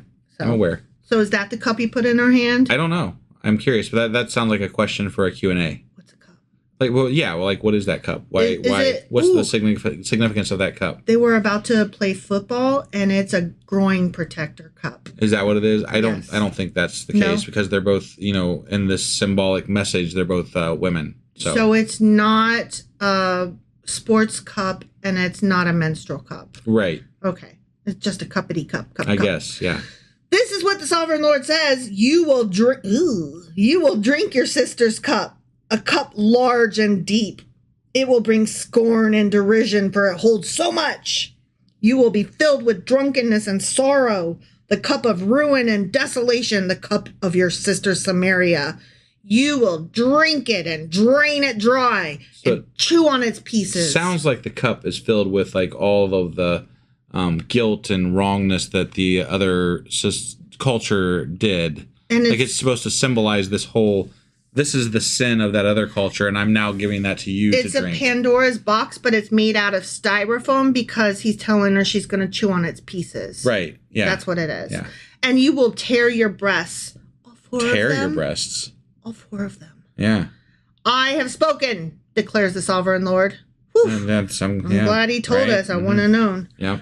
Therefore, this is what the sovereign Lord says. Is it? Ready? I'm ready. Since you have forgotten me and turned your back on me, you must bear the consequences of your lewdness and prostitution. Okay. You said that already. You did. The Lord said to me, Ezekiel. Right. Son of man. You mere human. You fucking worm. Right. Will you judge Aholah and Aholibah? Then confront them with their detestable practices, for they have committed adultery, and blood is on their hands. They committed adultery with their idols. They even sacrificed their children, whom they bore to me as food for them. Why is he telling Ezekiel to confront Israel when Israel is already long gone? Is Samaria not there no more? I don't know. Well, it's not. I guess they are still there, but they're already not, God doesn't accept them as his people. So, why would you be confronting them at this point? Well, he is definitely wanting him to confront Jerusalem. Sure, and that's what most of the confrontation has been about thus far. But right. I'm not understanding the dropping back to why are you confronting both groups? Why are we even talking about Samaria and right. Israel at this point? Yeah. Honestly, yeah. They have also done this to me. At that same time, they defiled my sanctuary and desecrated my Sabbaths. On the very day they sacrificed their children to their idols, they entered my sanctuary and desecrated it. That is what they did in my house. So just as bad as killing their children, they came into a temple. Those are equal. Those are equal. Equal bad. Right. Probably more so, because if they were actually part of another culture and doing the sacrificial rites for children or whatever, he probably wouldn't have given two fucks. Right. But as his people, and then they came into his temple, his home, and he's like, fuck you. Yeah. Right? Yeah. And I mean, okay, to be fair, let's not sacrifice our children. That's gross. Yeah, definitely not. So I am kind of with him on that. No child sacrifices, and we've covered that most of the times that we talk about it. Yeah, stop killing kids. Don't kill kids. That's not right. They even sent messengers for men who came from far away, and when they arrived, you bathed yourself for them, applied eye makeup, and put on your jewelry. You dressed up for that, man. Yeah. You sat on an elegant couch.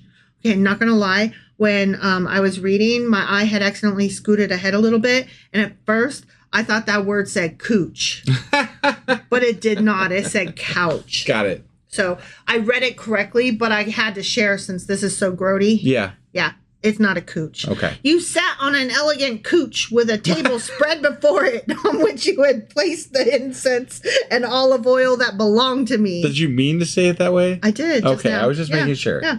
Olive oil. Yeah, shit like that on your cooch. Yeah. The noise of a carefree crowd was around her. Drunkards were brought from the desert along with men from the rabble, and they put bracelets on the wrists of the women. They put bracelets on each other at the Taylor Swift concerts. Did they? Mm-hmm. I bet that was a lot nicer than what's happening here. They handmade them like little friendship bracelets. Yeah. And everybody brought them to exchange in the crowd. It was like a big thing. Yeah, that sounds nice. This sounds rapey. Yeah, they put wrists on. Oh, I'm sorry. They put wrists on the bracelets. They put bracelets on the wrists of the women and her sister, and beautiful crowns on their heads. Okay. They dressed them up good. Got it. Okay. Then I, God, said about the one worn out by adultery. Oh, ooh, okay. He was hitting both sides. Wait, is that the one worn out by adultery? The second one. Oh, okay. You know, Jerusalem. Right. Got it. Now let them use her as a prostitute, for that is all she is. Oh, so yeah, this did get rapey. Yeah, that's gross. Not cool. I don't like this at all. Right. I mean, the symbolism, I don't, whatever. It's past you know what? symbolism. Fuck the symbolism. The fucking symbolism is stupid anyway. It's past symbolism. Like, he's describing erotica and pretending that it's symbolism. No, they're fantasizing rape and dressing it up as poetry. That's essentially what's happening, yes. And they slept with her. As men sleep with a prostitute, so they slept with those lewd women, Ahola and Aholibah. Mm-hmm. Okay. But righteous judges will sentence them to the punishment of women who commit adultery and shed blood because they are adulterous and blood is on their hands. So you're going to commit them to a sentence, but not before you let them be raped. Yeah, definitely. And the sentence is probably death, I'm assuming? Or more rape and then death. Sure. And the men are fine to do that because we love when men rape. We love it. It's in the Bible, so fun. In the Bible, it seems that way. It's fun for men to be rapey, and it's also fun for God to be murdery. Especially when somebody has sinned. Like, when you... well, then you brought it on yourself. Like when you have sex on your menstrual cycle. Yeah. That is definitely worth being raped and murdering you. Yeah. At that point. Yes. Is that the message that God is trying to deliver? That's what I'm getting out of this. Okay. And also horse jizz. Yep. On the cooch. Mm-hmm. This is what the sovereign Lord says. Bring a mob against them and give them over to terror and plunder. Mm-hmm. The mob will stone them and cut them down with their swords. They will kill their sons and daughters and burn down their houses. Mm-hmm. So I will put an end to lewdness in the land. Is that what you'll do? That all women may take warning and not imitate you. It's funny that throughout all of human history, these practices, lewdness, idolatry, prostitution, mm-hmm. They continue to happen without actually ever stopping. Mm-hmm. So there was never a time when God stopped any of this stuff. It's almost like there's no such thing as God, or that if there is one, he's not very fucking powerful. Right. Yeah. Puny God. Well, and moreover, like, this is just, like you said, it's men writing their wishes. This is a gross... I know it was the time, right? But women are subjugated during this time. It's not a good time for humanity. Like, this is not a good look for us. This is the fucking darkest of dark ages. Right. Yeah. So I'm not down with this whole message that's in here. Here's the thing. Yes, it was the times and we could leave it there, right? Except this is how they want it to be today. Right. That makes it not just the times. That makes it contemporary. And Christians tell us constantly how the Bible is still relevant and applies to society today. And this is what they want to do to people like me. Whee! Right, yeah. Okay, no thank you. Yeah. You will suffer the penalty for your lewdness and bear the consequences of your sins of idolatry. Then you will know that I am the sovereign Lord. The end. Fuck you. Yeah. Yeah. Honestly, that's all I have to say. Yeah, God can fuck right off with all that bullshit. The Bible can fuck right off. Yes. Honestly. The Bible can fuck right off. God can fuck right off. Anybody who advocates anything as being correct or right from the Old Testament can fuck right off. Yeah.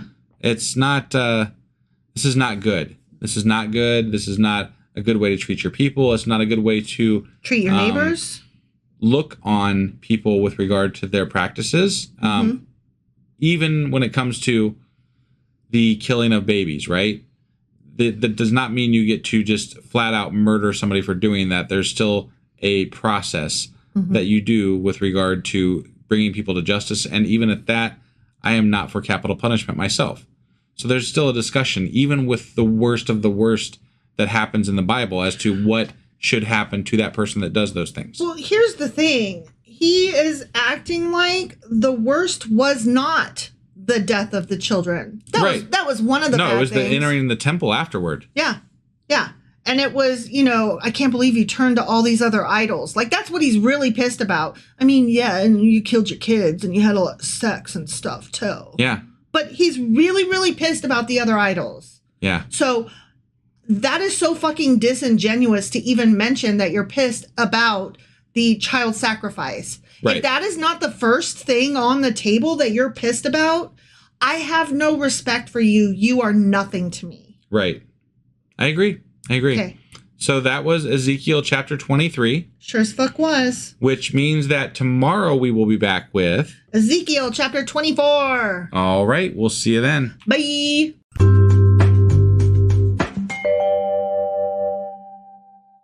Husband. Wife. Do you remember what the hell happened yesterday and where the hell we are today? Oh, do I remember what happened yesterday? Do ya? Do I? What was it? Jesus Christ. Yeah, it was not good. No. So we just got done reading Ezekiel chapter 23. We did. And in Ezekiel chapter 23, it was terrible. It was porn. It was porn. It was horse.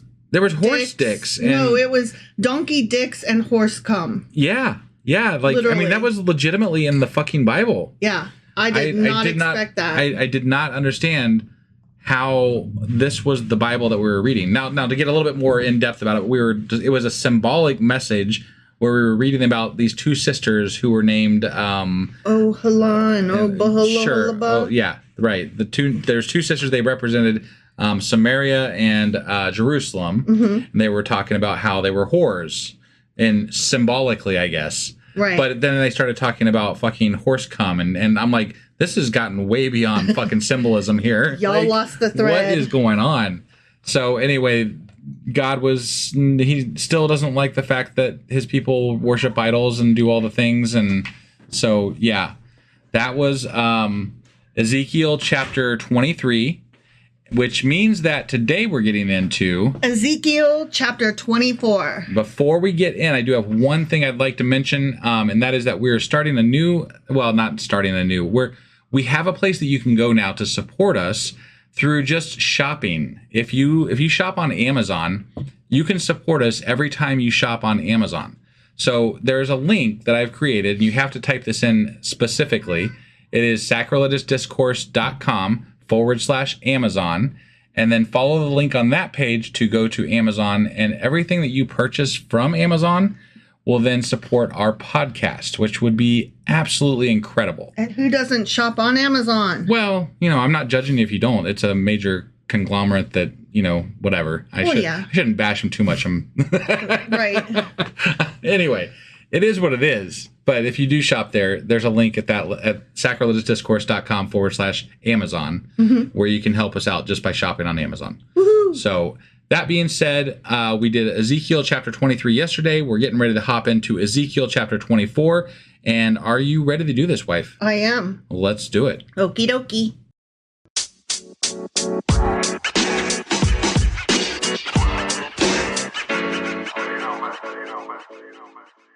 All right, we are hopping into Ezekiel chapter 24. As I like to say, Ezekiel chapter 24. I don't know why you like to say that. Because I don't. It's not that I like to say it. It's just that I feel the need to say it because we are actually trying to let people know what we're reading. And so not everybody knows what you're saying when you say Ezekiel. It's just that Ezekiel is so much more fun than Ezekiel. Oh, no doubt. No doubt. You are absolutely 100% correct. Big E. That is correct. All right. I'm about to throw a date at you, and then I'll let you know what that relates to. Okay. Yeah. In the 9th year, in the 10th month, on the 10th day, the word of the Lord came to me. Okay. So let me hop over to my notes right quick. Yeah. So I can tell you when the fuck that was. Okay. Yeah. Sure. So this prophecy was given in the 9th year of Zedekiah, about January 5th, either 587 or 588 BCE. Okay.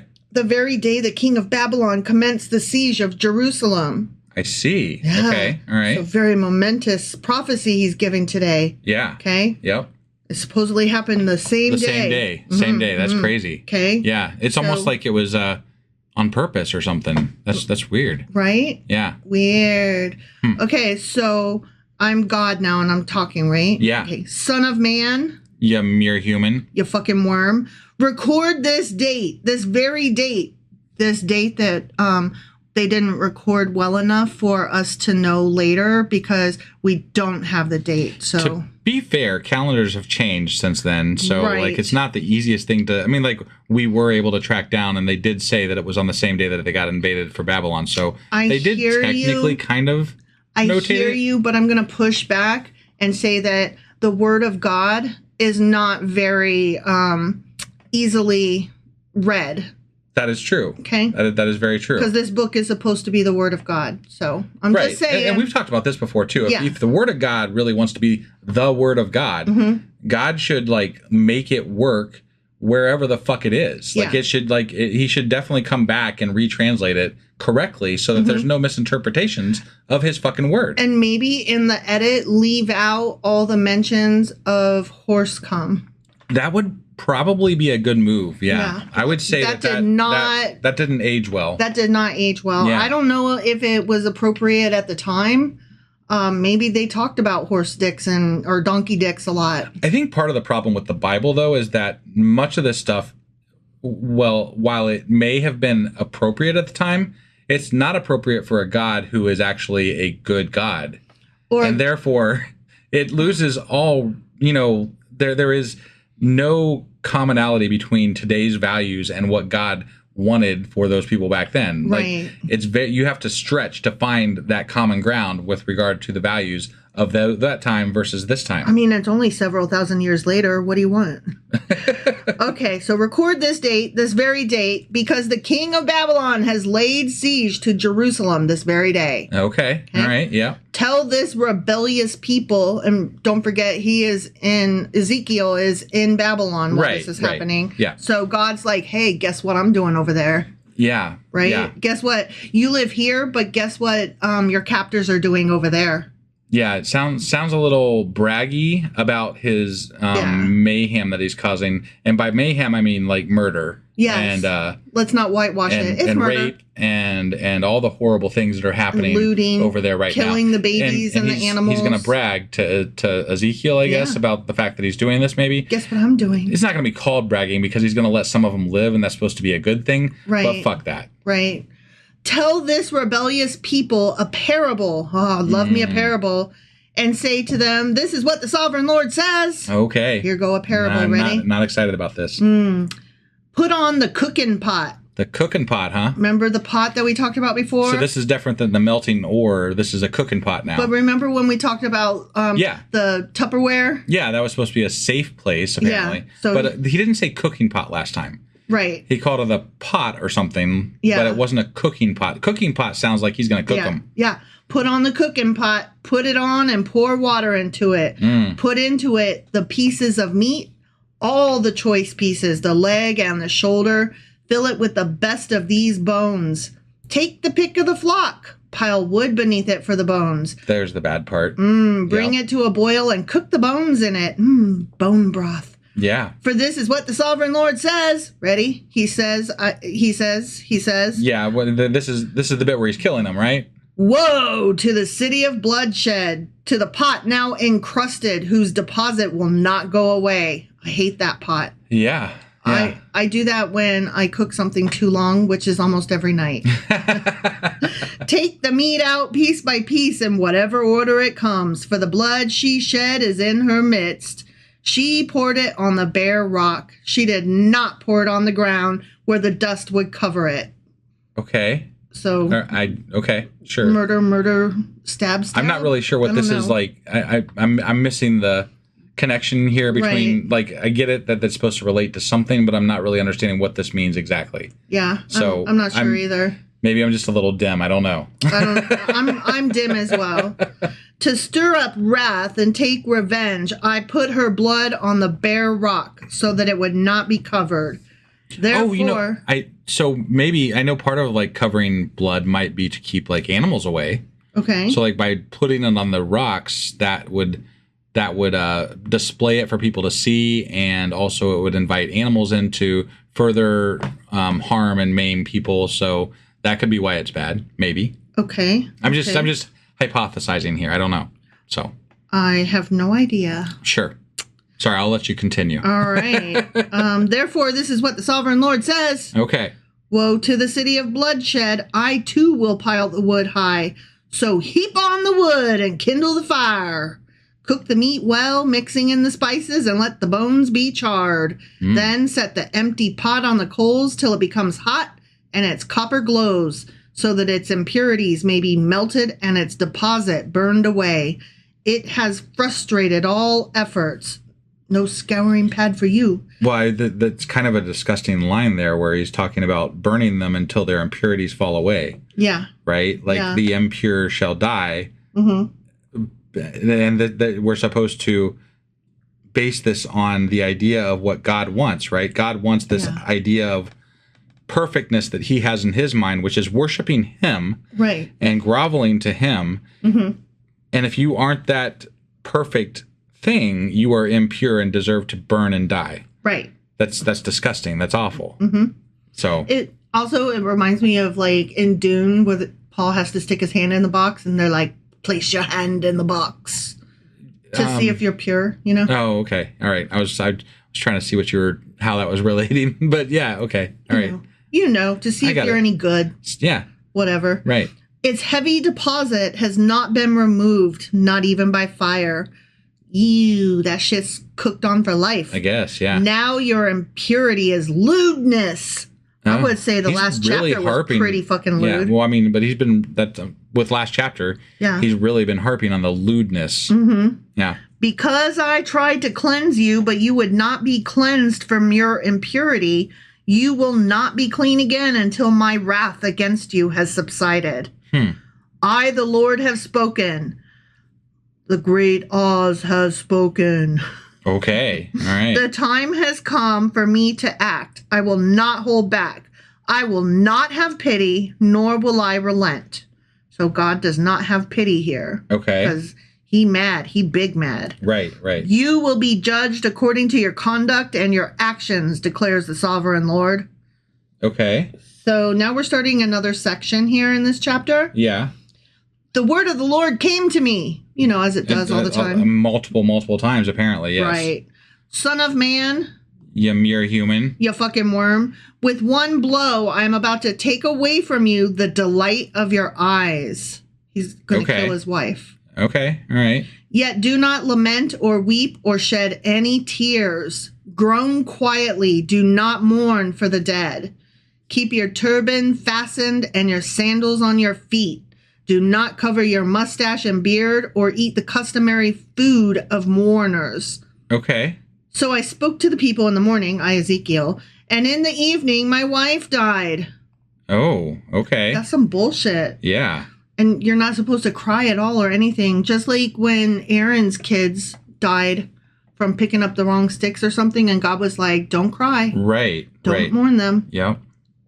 The next morning I did as I had been commanded. Then the people asked me, won't you tell us what these things have to do with us? Why are you acting like this?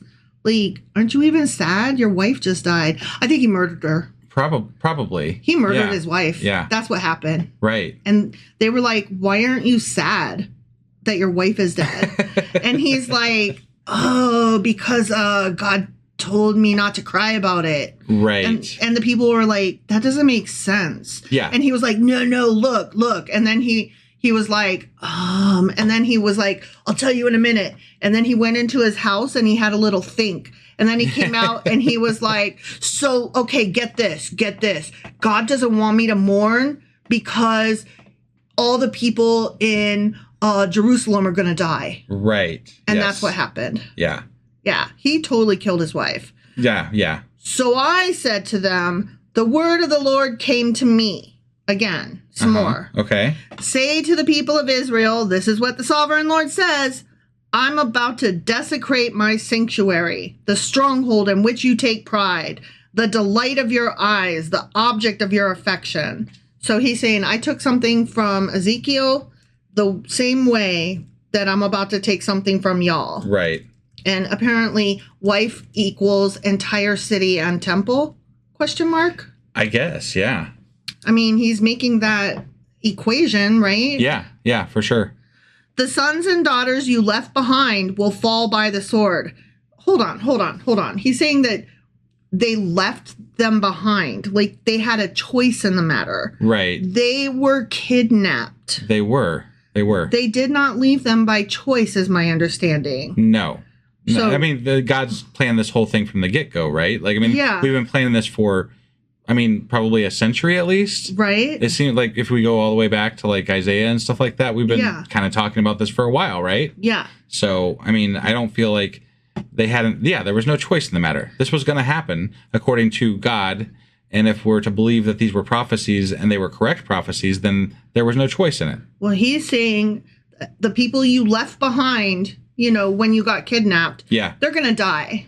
Hope you're okay with that. Right. And you will do as I have done, says Ezekiel. You will not cover your mustache and beard or eat the customary food of mourners. You will keep your turbans on your heads and your sandals on your feet. Don't lose your hat. Yeah. You will not mourn or weep, but will waste away because of your sins and groan among yourselves. This is weird. It is weird. Ezekiel will be a sign to you. You will do just as he has done. When this happens, you will know that I am the sovereign Lord. Is that's what's going to happen? That's when I'll know. Okay. That's when I'll know. Yeah. And you, son of man. You mere human. You fucking worm.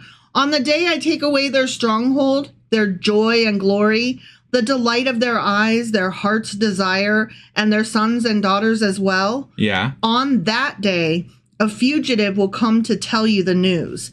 At that time, your mouth will be opened. You will speak with him and will no longer be silent. So you will be assigned to them and they will know that I am the Lord. The end. Okay. Wait, what? I didn't have a whole lot that was weird. Yeah, I didn't catch that somebody's coming to talk to them. Right. And he's not allowed to talk until then. Right? What? Yeah, who the fuck's coming to talk to them? I don't know. We didn't skip a bit, did we? Or that's okay. No. All right. No. So who the fuck's coming to talk to them?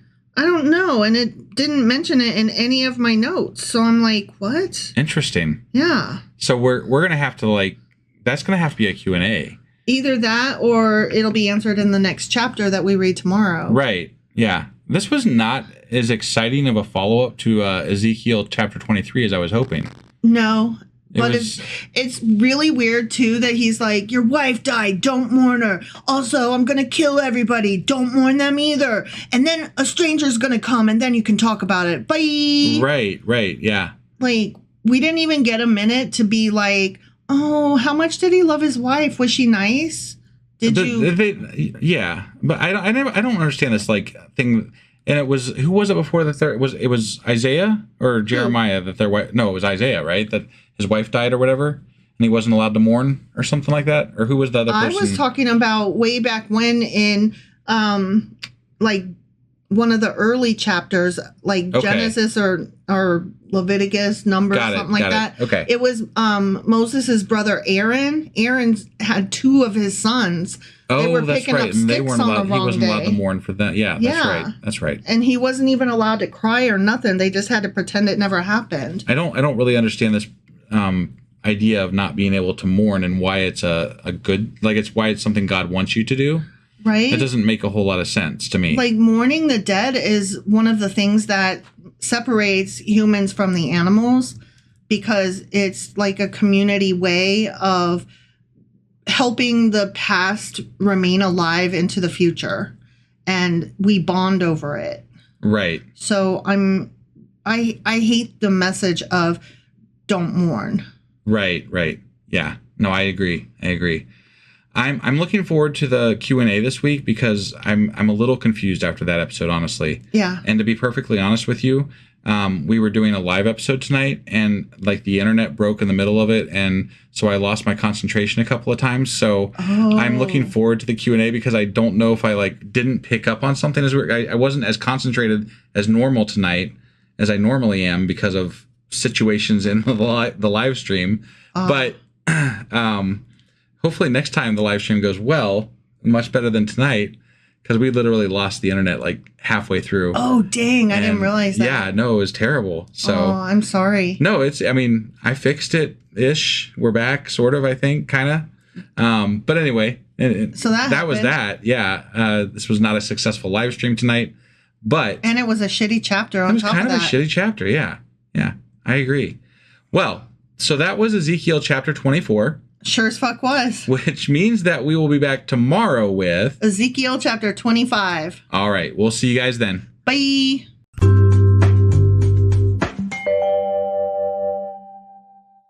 Husband, Wife. Do you remember what we did yesterday and where the hell we are today? Well, yesterday we read Ezekiel chapter 24. We sure as fuck did. And in that chapter, God was boiling the Jerusalemites. Those guys.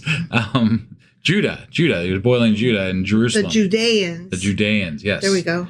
And they were like choice meat and whatever, and he's gonna boil them, and it was bad. He's gonna kill them. And also his wife died or something, or was that the one before? No, that was Ezekiel. Well, I mean, God was boiling the people in Jerusalem. Yeah. Ezekiel's wife was gonna die when that's like a prophecy when this all comes down or whatever. Got it. Which struck me. I thought she died. She died, and then he was like, "Don't cry about it." According to what I see, is that they will die. They will die. It was part of the prophecy. Yeah, they will die, but she dies first. No. No? Nope. Okay. She was part of the prophecy. Okay. She will die with Jerusalem when they get attacked. So it was part of the prophecy of... Yeah, but he gave the prophecy the day that they got attacked.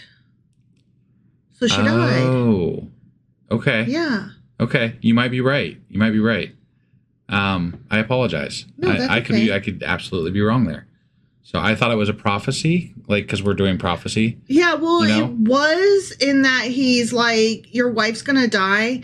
And when that happens, don't cry about it, because that's going to be what you tell those folks. And then when those folks come around asking you, why aren't you crying and shit? Then he's like, you're going to get it too. Got it. And then he told them that on the same day that... Jerusalem was being boiled. Yeah. Yeah.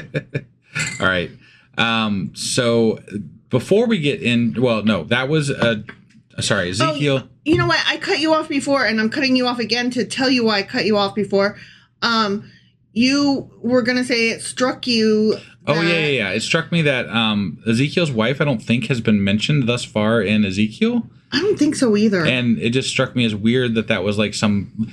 You would think if it was something Ezekiel would have cared about, we would have heard about her prior to chapter 24. Yeah. I don't know. It feels... And also, what did his wife think about when he had to lay on the ground for a year and a half? I still think he murdered her.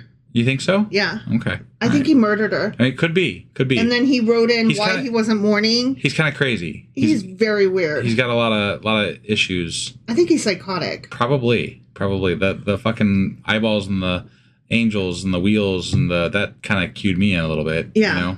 Yeah. I don't think he was quite right. Right.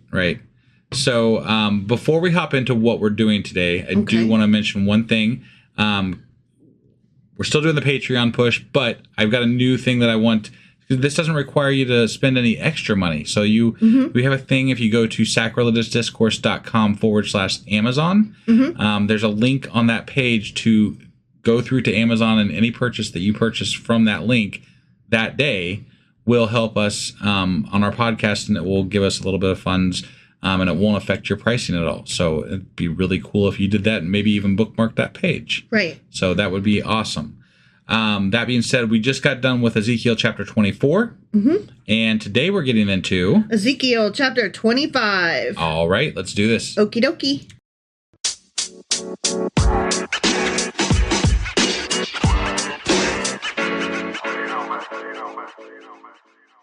All right, we are hopping into Ezekiel chapter 25. Otherwise known as Ezekiel chapter 25. And we're going to learn about some prophecies against all these other nations. Oh. Yeah, but it's a really short chapter, but there's some interesting stuff in it. So I'm kind of excited about one of the things because it addresses one of your favorite movies. Oh. Yeah. Oh. So this will be fun.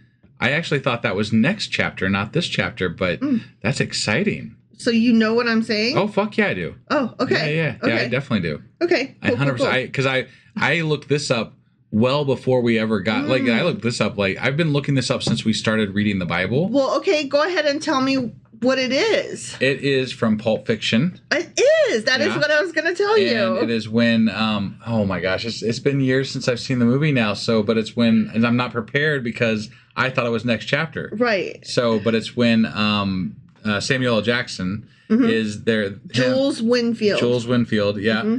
Him and what's the Jesus? John Travolta. John Travolta. I can't remember his name in the movie. Whoever he is. They're in the room with the 3 guys that were like their drug dealers or something like that. They had the briefcase, right? Yeah. Actually, he gives that speech that you're about to address 3 separate times. Does he really? Mm-hmm. Okay. All right. Yep. Well, this is the most memorable one for me. Mm-hmm. And so he quotes this verse from Ezekiel as part of his I'm gonna shoot you. I'm gonna shoot you. I'm killing you. You're gonna die. Well, you'll be interested to learn some stuff about this. Yeah. Okay. Okay. Sounds great. Yeah. I think I might even when we get to it, we need to like pause for a second so I can like insert, because I was planning on inserting that quote in the middle of the podcast, because to me it's very relevant. Well, it's like one of my favorite things from that movie, and I've seen that movie like a gazillion fucking times. I know. So I've only seen it twice. I hated it the first time. I didn't really love it or hate it the second time. But the first time I saw it under like shitty circumstances, and that kind of tainted my view of it. Sure. And that's why I watched it again with you, because I knew how much you loved it. Yeah. And I was like, okay, I see why you love it, but it was still like it was too much for me. Right. So I'm like, okay, I understand the cultural references. It's not for everybody, you know. Sure. So I mean, it's Quentin Tarantino. He's not for everybody. Yeah. So, no, but I get it, and I'm glad I rewatched it so that I can get it. Do you remember when we went to the movie theater to go watch Inglourious Bastards? Yes. What happened? There was an old couple there. Yes, there was. Right behind us, and they watched when we walked in and we saw them, you and I whispered to each other, I wonder if they realized that they know this is Quentin Tarantino, and are they prepared? Right. And then they sat through the whole thing, and they were like, huh, on the way out. They weren't like in love with it. No. In fact, they were making comments about, that's not historically correct. Yeah. They were making like all kinds of wrong comments about it. And we're but it was kind of cute. It was. And honestly, I appreciated their take on it, because they were coming in kind of like we're coming into the Bible not knowing what's going on, right? That's fair. They were coming into a Quentin Tarantino movie fresh, not knowing anything about it, not knowing anything about him or his film style. Yeah. And so it was kind of cool to hear their take. And to be quite fair, they did not critique the style. They did not critique the goofiness in that movie. They didn't critique a lot of the like over the top stuff. It was mostly just the historical inaccuracies, which is like the least problematic thing of the movie. Yeah. So but at the time, I think they were old enough that when we saw that, they might have been on the cusp of he might have been on the cusp of maybe even having been in World War II. Yeah. I don't know for sure. He was definitely old enough to have been aware of World War II. Very aware. Yeah. If not even the age to serve. Right. So, yeah, they would have had some opinions. For sure. But they weren't mad, I don't think. They were just like, that wasn't right. Yeah. That's not how that went. Right. So I just thought it was interesting. Yeah, definitely. Okay, but we're not talking about Pulp Fiction. No. Although we are later. We are, yeah. Yeah. Okay. So let's read this. Ready? Yeah. Guess what happened? Let me hold on. This is gonna be a rough one.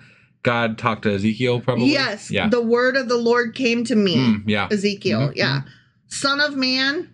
Yeah, mere human. You fucking worm. Set your face against the Ammonites. Okay. The Ammonites. And prophecy against them. Okay, we've got 3 other people we're going to yell at. I do have a quick question here.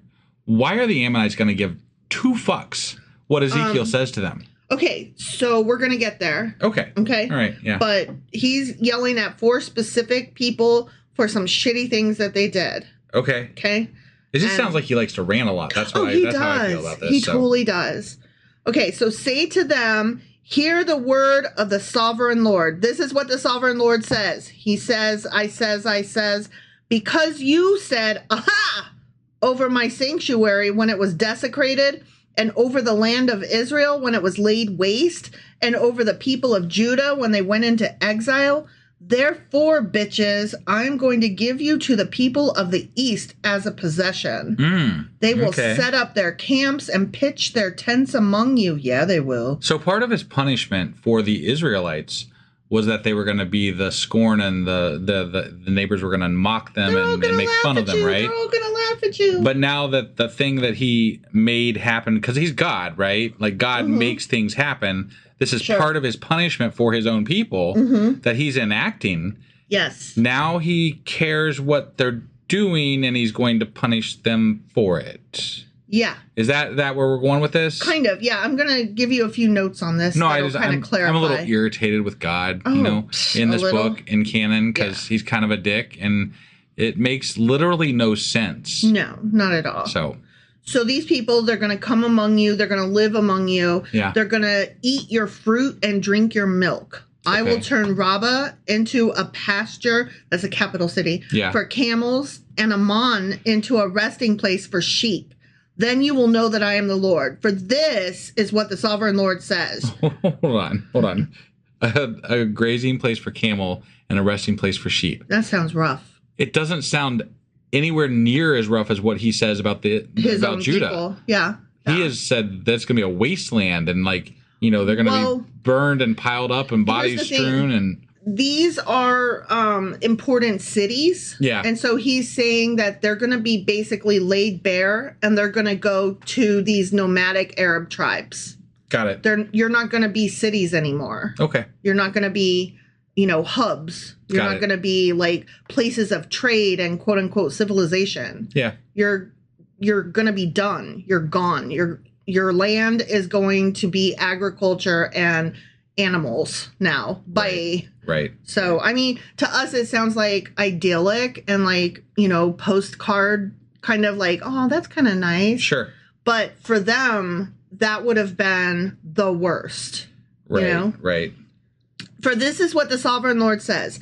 Because you have clapped your hands and stomped your feet, rejoicing with all the malice of your heart against the land of Israel, therefore I will stretch out my hand against you and give you as plunder to the nations. I will wipe you out from among the nations and exterminate you from the countries. Wow. I will destroy you, and you will know that I'm the Lord. There's been some really rough language with regard to how they say things here lately. There was something about the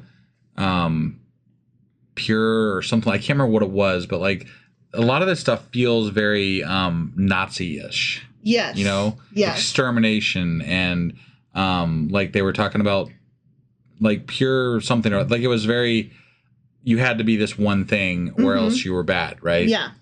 I don't like a lot of this talk because I feel like it's been enacted for really heinous things in the past. Well, it could be still in the future. It kind of feels like what is happening to the Palestinians currently, quite honestly. Yeah.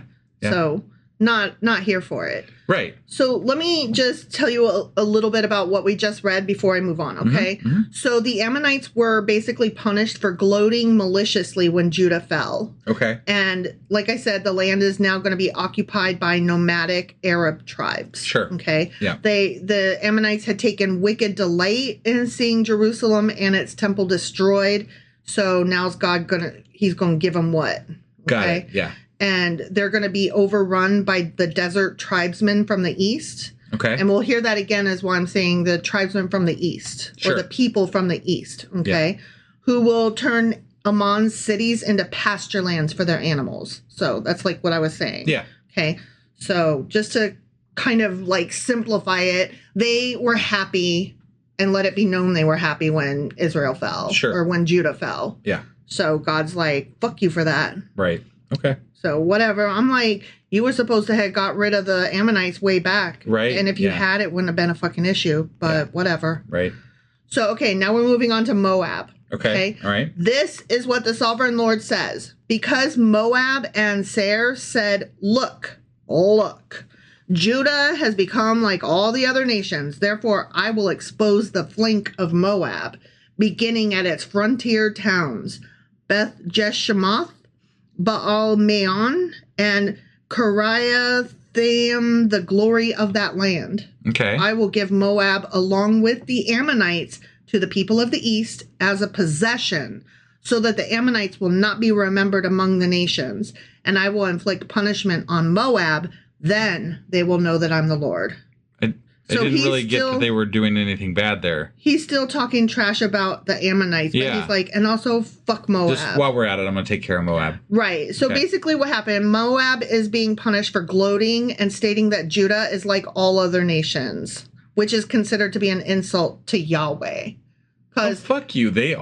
Moab's another nation, right? Right. So, I mean, they don't fucking care that Yahweh cares of whatever. So, like, any nation wouldn't say that, you know? So, right, I know. I totally agree with you. They thought that God was powerless to protect his temple from devastation. So their like act was a little more egregious. Like, the Ammonites were just like, y'all fell. Yeah. Whereas Moab was like, y'all fell and your God sucks. He's so fucking weak. Got it. And therefore, similar to Ammon, the land of Moab is going to be given to those same tribes. Okay. Yeah. So it's basically like, they pissed me off worse than you did because I'm a petty little fuck and I worry about my image. Yeah. You didn't just laugh at them, you laughed at me. But in the past, he's cared what they think of him. You know, like these neighbors that he's talking about or whatever. I don't want them to think I'm evil. And now he's like, you know what? I don't care. I will kill you. Right.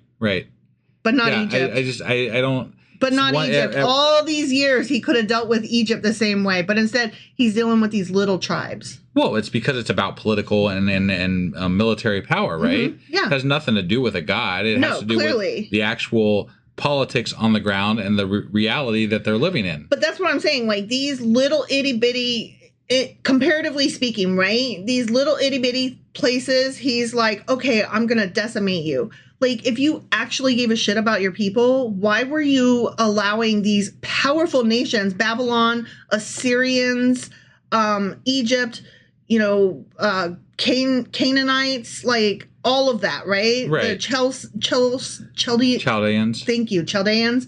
Like all of these huge, powerful forces, these nations, you were too weak to knock them down because you aren't real, right?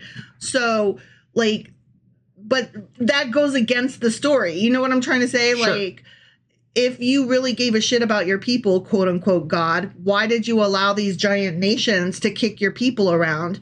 And why is your show of force only against these little guys? Well, and not only that, these nations have been building for centuries, right? They haven't, it's not like they just popped up overnight and became superpowers. They're basically cousins to the Israelites. But there was a long history of them getting to that point. They were much more successful than the Israelites. Yeah. Why were they much more successful than the Israelites?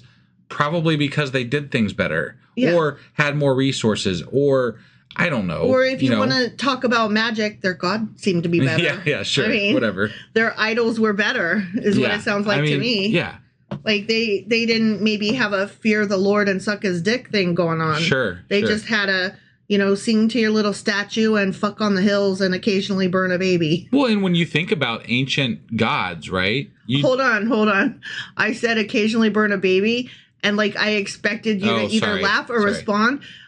Just to be clear, no child sacrifice. Yeah. Okay. Don't. Sorry, that's not good. Yeah. Right. Go on. Sorry. I was already in my thought train, so I apologize. So I don't remember what I was going to say now. It was I think that the gods of when you think about ancient gods, you don't think about Yahweh, right? Like I know that they are in that same time frame back then, but like you think of Egyptian gods or Greek gods and all this stuff, the right? Assyrian gods. Those are the ancient gods that you think of, right? Yeah. At least to me, looking in from the outside. Yeah. Right. Same. Like that's how I always envisioned it. Christianity, and to be fair, I never really knew much about Judaism. Right. So, but Christianity to me always seemed like this newer thing. Yeah. It is. So, and then Judaism was newer compared to the ancient gods because all they did was combine some of the ancient shit. Sure. Yeah. No, it's true. But I don't even throw them in the same mix. Like the God Yahweh, I don't put him in that ancient God realm. Right. It didn't really become a thing for, I don't know. It just doesn't strike me the same way. And I know that that's probably our Western culture and who, we grew up around Christians, so we only learned Christianity, right, in our subset of the world. Sure. So that's probably just my vantage point. But from where I'm sitting, it doesn't seem like Yahweh was around at the same time Thor was, Right. So. Yeah, but there was some overlap. Yes, there was overlap, but it was towards the end of one before it was the beginning of the other one. Not necessarily. Like, there was the Christianity didn't take hold Are you talking about Christianity or Judaism? Right, but Christianity took hold from the ancient Roman gods. Mm-hmm. So there were still Romans worshiping Roman gods up until Christianity. Right, no, I get that. But what I'm saying is at the beginning, like from the beginning, Yahweh wasn't around yet. You know what I mean? Right, yeah. That's what I meant, not at the same time. Okay. Like, first came, like, the Greek gods. Even before Rome was the Greek gods. Sure. And, the, like, Zeus and Thor and all them, like, them people. Right? And then came the Roman gods from the Greeks as Rome took over that area. Sure. And Yahweh was kind of kicking it, but he was not, like, super big. He was not, like, he was just, like, one of many. Yeah. So, well, and we've talked, he's a very regional god. Yeah. So, yeah. Yeah. Early on, for sure. Yeah. So, all right. Well, we're about to get it against the Edomites. Okay. All right. This is what the sovereign Lord says. Is it? Mm-hmm. Okay. All right. Because Edom took revenge on Judah and became very guilty by doing so, therefore, this is what the sovereign Lord says. I will stretch out my hand against Edom and kill both man and motherfucking beast. Oh. I will lay it waste, and from Timon to Dedan, they will fall by the sword. I will take vengeance on Edom by the hand of my people Israel, and they will deal with Edom in accordance with my anger and my wrath. They will know my vengeance, declares the sovereign Lord. By the hand of his people from Israel, or whatever. That doesn't, how? They're in exile. They aren't around. I don't know, but here, let me read you my little note on it. Yeah. Edom's harsh punishment is for having betrayed the agreement with Judah to fight against Babylon. So they had made this agreement, right? Okay. And they were going to help them. And then they instead became a Babylonian ally, taking Judean lands in the Negev. Oh. The Jews themselves will be God's instrument in punishing Edom. And I'm not sure how that's supposed to happen or how that came about, but that would have to be at least 70 years later. Right. I mean, like however that works. That didn't happen by them right away. I know for a fact. Yeah. So couldn't have. Don't know anything about that, but that's what they're mad about. Okay. I mean, that makes sense. And I like that because it's showing that there was a bunch of political maneuvering things going on. And it tracks with everything we've read. Like if you read between the lines, you can catch this is politics. This is not a god, it's fucking politics. It's always politics. Yeah. Okay, now we're moving finally against the Philistines. Okay. Yep. This is what the sovereign Lord says. Because the Philistines acted in vengeance and took revenge with malice in their hearts, and with ancient hostility sought to destroy Judah, therefore, this is what the sovereign Lord says. Okay. I'm about to stretch out my hand against the Philistines, and I will wipe out the Kerethites and destroy those remaining along the coast. Okay. When we talk about the people and the islands. Yeah, that's these folks. Okay. I will carry out great vengeance on them and punish them in my wrath. Then they will know that I am the Lord when I take vengeance on them. The end. Wait, where was the... we're getting there. We're getting there. All right. Okay? Yeah. So let me read you about the Philistines a little bit, and then we'll get there. Okay? Okay. So the Philistines were ancient enemies of Israel from way back, right? Yeah. And they're said to have come originally from the islands of the Aegean Sea, including Crete. That's what I said. No, it's not. Is it Aegean? No, it's Aegean. Aegean? Okay, sorry. Including Crete, and are called the Kerethites or Cherethites, and that's interpreted as the Cretans. Okay. Yep. And they are being punished because of their vicious treatment against Judah, and they too will cease to be a nation. Got it. Okay? Yep. Now, let's read verse 17 again. Sure. Okay? Yeah. I will carry out great vengeance on them and punish them in my wrath. Then they will know that I am the Lord when I take vengeance on them. Oh, it sounds similar. So that's I guess that's it. Yeah, that's it. Okay, so like let me before. Okay, go ahead. Let me read this little bit about that. Sure. Okay. Okay. So in the 1994 film Pulp Fiction, which we discussed at the beginning of this episode, right, character Jules Winfield ritually recites what is stated as Ezekiel 25:17 before he executes someone. The passage is heard 3 times throughout the film. The final 2 sentences of his speech are similar to the actual cited passage, which is based on the King James Version. I wondered. But the first 2 are fabricated from various biblical phrases. Oh. Yeah. And should we play that clip right here? We can. I had also copied the. Well, I want to clip it in. So okay, you clip it in. Let's play it right here, okay? The path of the righteous man is beset on all sides by the iniquities of the selfish and the tyranny of evil men. Blessed is he who in the name of charity and goodwill shepherds the weak through the valley of darkness, for he is truly his brother's keeper and the finder of lost children. And I will strike down upon thee with great vengeance and furious anger those who attempt to poison and destroy my brothers. And you will know my name is the Lord when I lay my vengeance upon thee. One of the places that Quentin Tarantino got this inspiration for this speech was from a super old martial arts film. And there's a dude. He loves martial arts films. He does. Well, Kill Bill much? Right, yeah. So there's a guy, and I didn't copy this in here, but I forget. There's a character in one of these films. Okay. And his name is like Chibi something or other. And he says, much like what Jules says in Pulp Fiction. Got it. He says the path of the righteous man is beset on all sides by the inequities, blah, blah, blah, blah, blah, blah. Right. And I will strike down upon thee with great vengeance and furious anger those who attempted to poison and destroy my brothers. And you will know my name is Chibi whatever when I lay my vengeance upon thee. Wow. Yeah. Okay. So that's where that came from. And then he mixed in some Bible quotes. Yeah. Threw in and it's Ezekiel chapter 25 verse 17. Sure. It's kind of funny because like it's almost like a joke, right? It's almost a joke because like he's literally getting ready to kill people when he says this, and so it's poking fun at the ridiculousness of God just by saying that phrase. And I think that's what I love so much about that phrase that he says in that movie. Yeah. It's like, yes, this is how ridiculous your God is.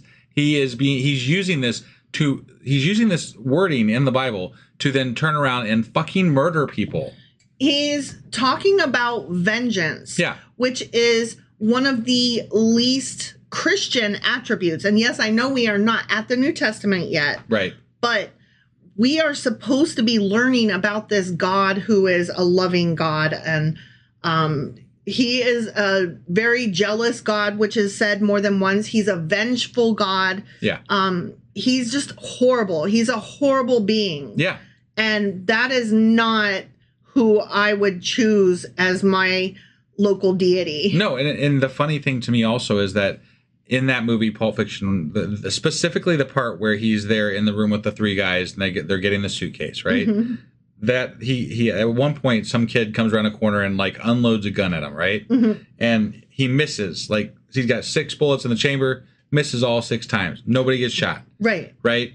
And after murdering 3 people to recover a suitcase for his boss, Jules decides that he has found God. Right. Why? Because he didn't get killed. Right. After he just murdered 3 people. Yeah.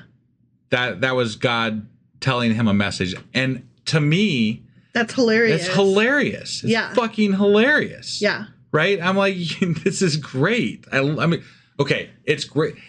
It's great. It's great insofar commentary. As, right. It's great commentary. Yeah. It's a great statement. Right. And it basically is like, yep, this is what it be. Right. Yeah. Right.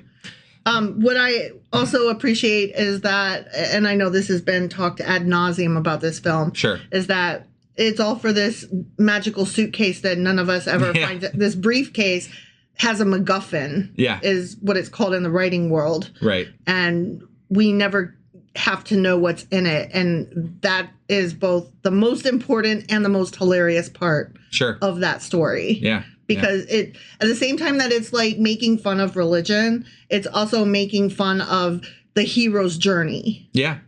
You know, from a writing stance, it's like, it doesn't even fucking matter. Right. Like, okay, I'm just going to go off a little bit here just because I'm like working on outlining stuff. And one of the screenplays that I'm studying is Casablanca. Yeah. And the MacGuffin in that film is these transit papers that like totally did not exist. And when the writers were putting this movie together, they were like, this is never going to fly with American audiences, because this was like like during the heat up to World War II that this movie came out. Sure. And so they were, you know, trying to capture the feeling. And at the time, studios were putting out these films like one after the other. Just boom, boom, boom, boom, boom, trash, right? Right. Like whatever sticks to the wall. So they just expected that Casablanca would not be that great a success, particularly with the MacGuffin of these magical transit papers signed by this uppity whoever that can't be questioned. Right. And these actors just sell it like it's not, of course this is true. Right. And so that's like, to me, that when I learned that background about Casablanca and the writers, that is to me what that briefcase is. Sure. And, you know, just kind of like, I don't like Quentin Tarantino as a human being. No. I think he's just a despicable person, but you cannot deny some of his genius in filmmaking and tearing apart a story. Yeah. And putting it back together. No, it's absolutely true. It's one of those, again, separating the artist from the art. Right, right. Yep. All right. Is that all we got for today? That's all we got for today. I think that was more than enough for as short a chapter as it was. We went all over the fucking page. Yeah, yeah. So, all right. When wife says bye, you will know that our name is Sacrilegious Discourse. Bye.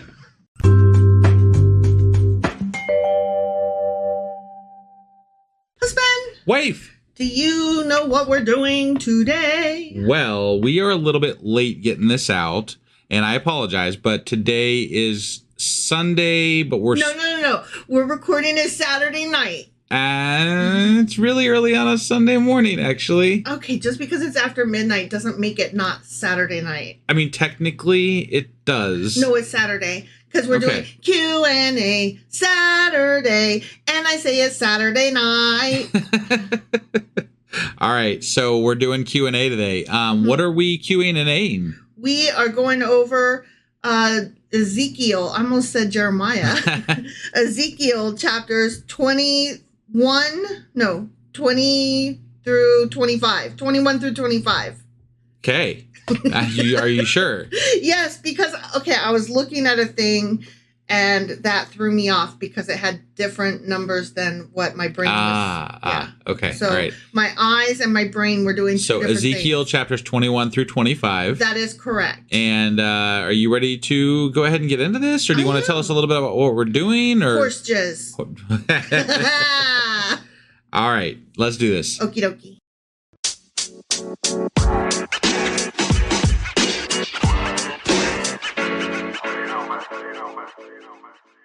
All right, we are doing our Q&A over Ezekiel chapters 21 through 25. All right. And yes, we are going to discuss horse jizz, or at least horse dick. Oh, okay.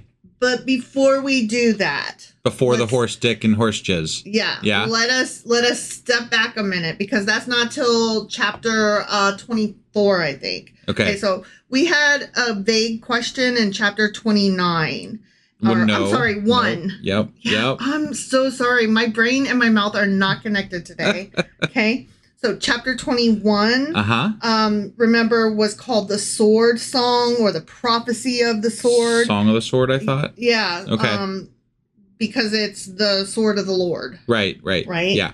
So there was a part, I'm going to read verses 9 and 10. Because we kind of had a question about it. Sure.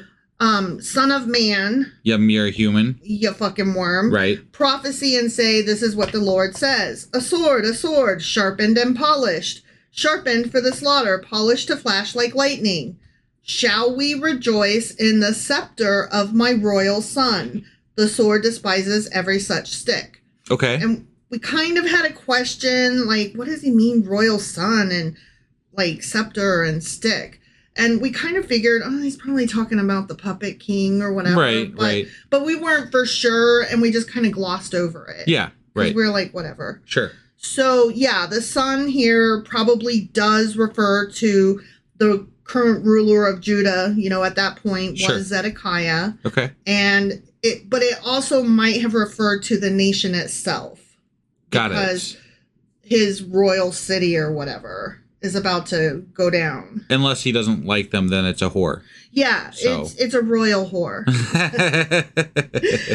God's sword of judgment had no regard for Zedekiah's right to reign, which was Zedekiah's scepter. Okay, sure. So, I like how they say God, but actually, Ezekiel wrote this hypothetically. Yeah.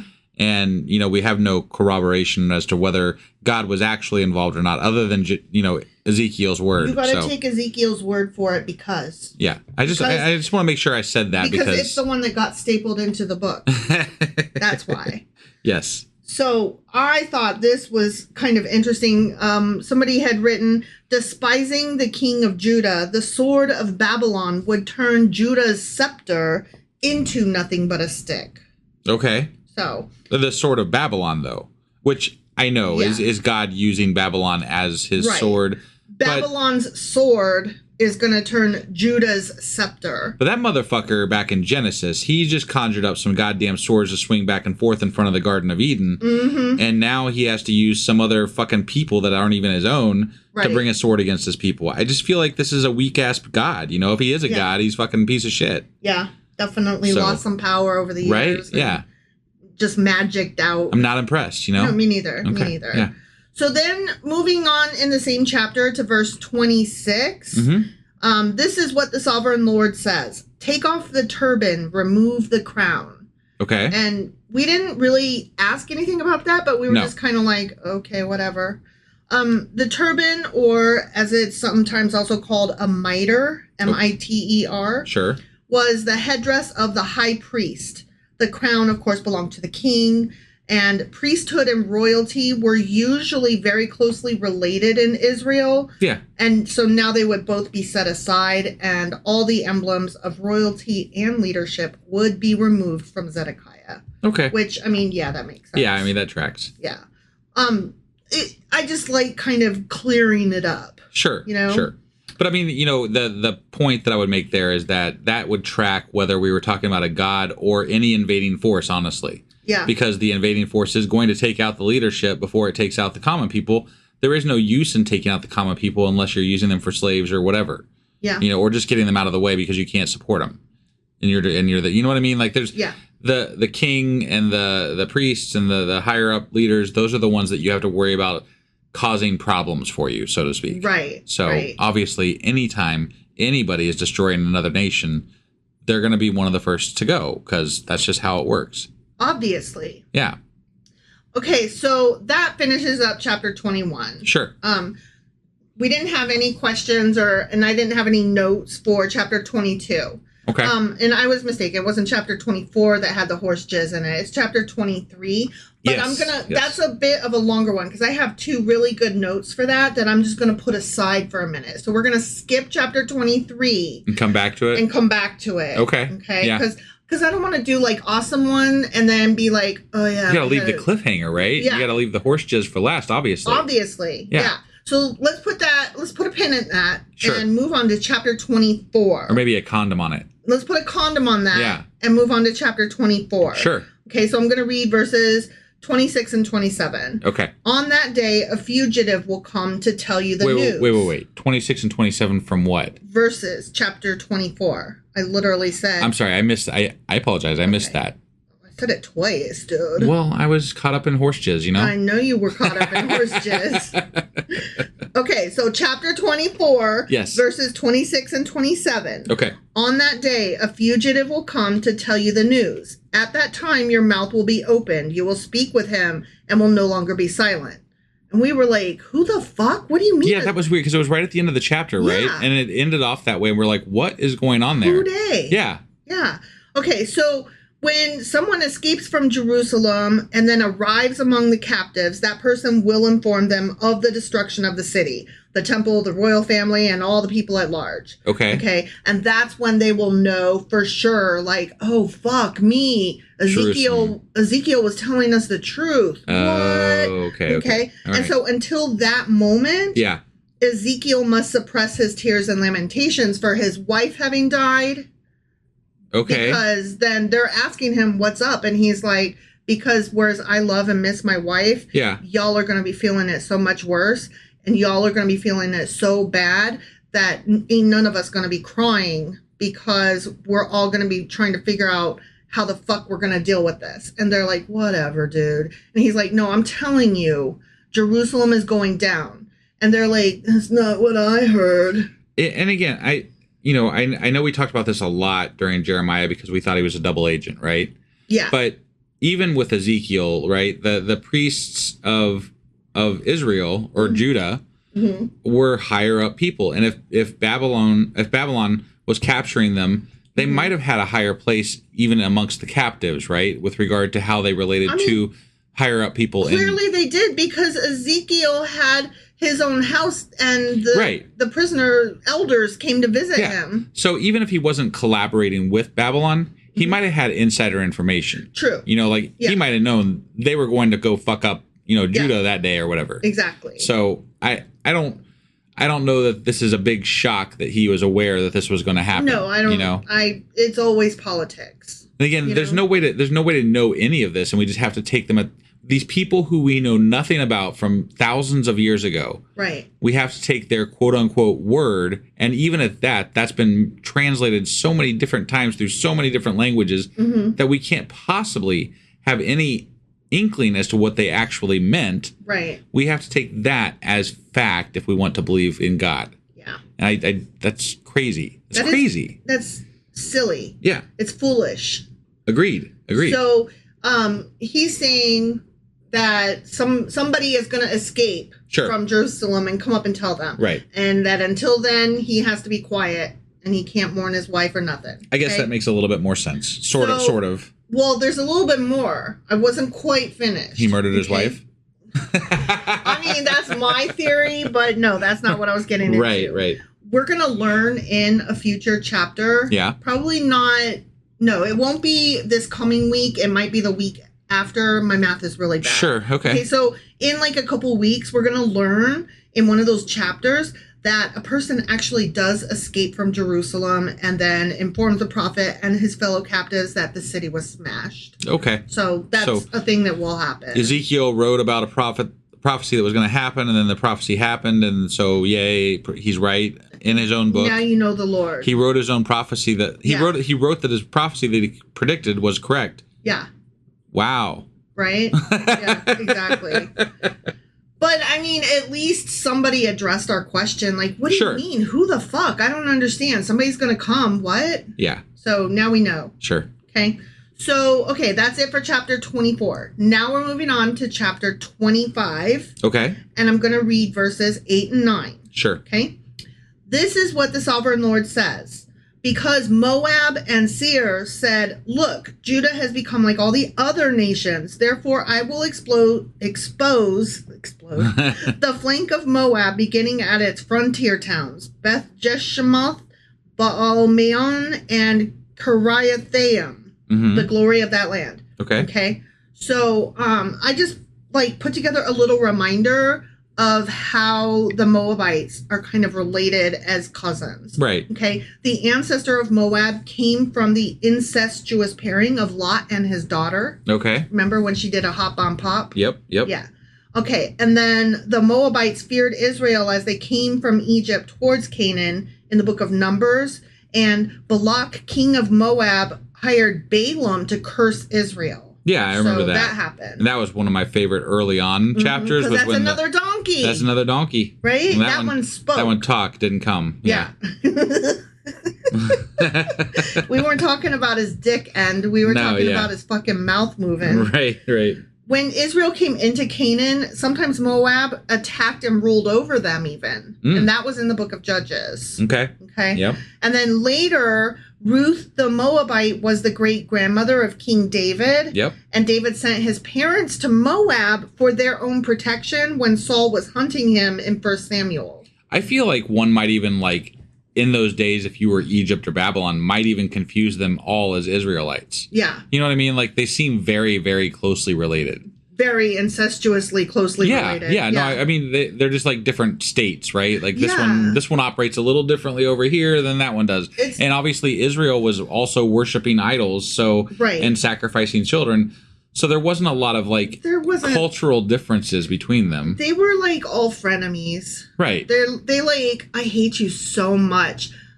Stop touching me. But it's only stop breathing on me. And then they're like, oh fuck, but we should really gang up together because Egypt is coming. Right. But the only reason that was the case is because the Moabites probably had a different king than Judah did or Israel did or whatever, right? Yeah. I mean, it had to do again with politics, not so much culture. Exactly. So when he was king, David fought against and defeated Moab in 2 Samuel.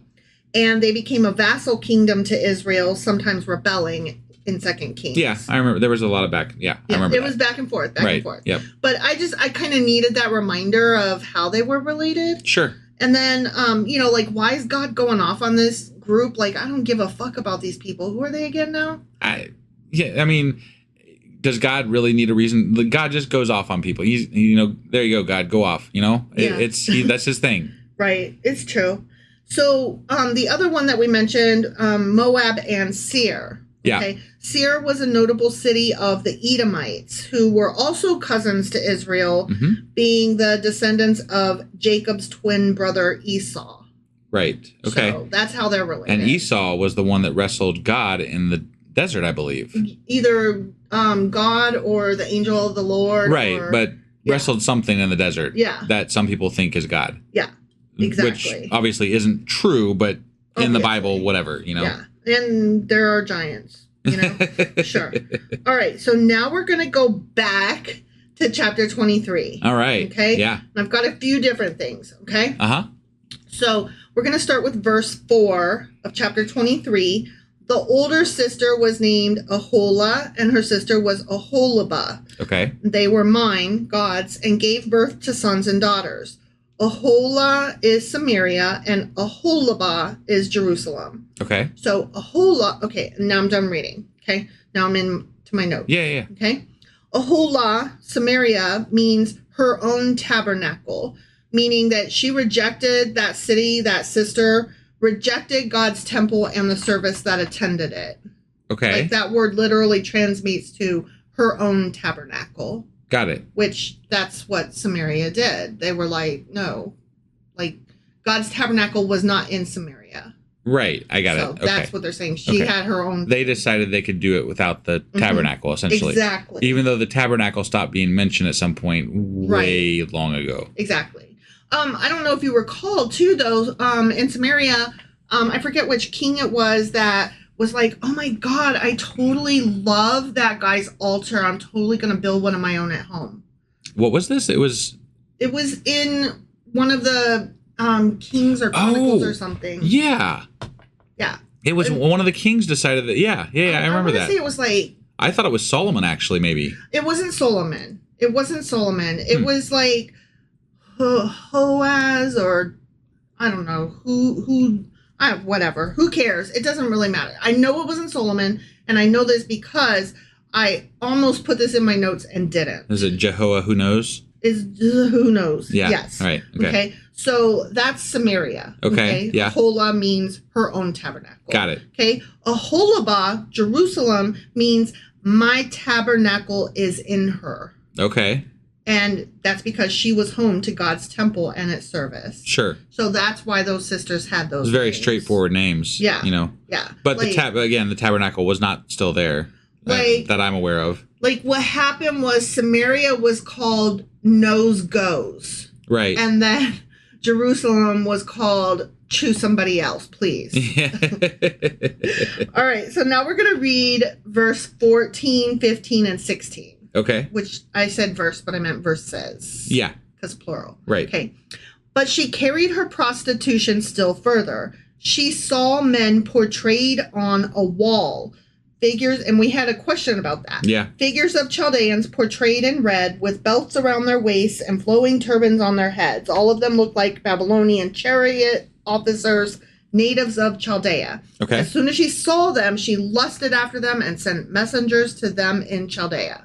Okay. And we were like, the fuck? Yeah. So that was basically like their town poster board, like Facebook of the day. Oh, okay. Yeah. So bas reliefs, like statues and carvings in walls and stuff, were common decorations in Mesopotamian palaces and temples. And so that's how they like told stories and passed legends on. And so they saw these things and were like, I want that city. I want those gods. Got it. That is what I want. So like some traveler might have come through and like dropped this, travel pamphlet, travel tablet. Yeah, it was a door-to-door. It was a Jehovah's Witness. Come visit Chaldea. Yeah. It's great this time of year. Yeah, exactly. You'll love the horses and the men on them. Oh, my God. It's going to be great. It's going to be great.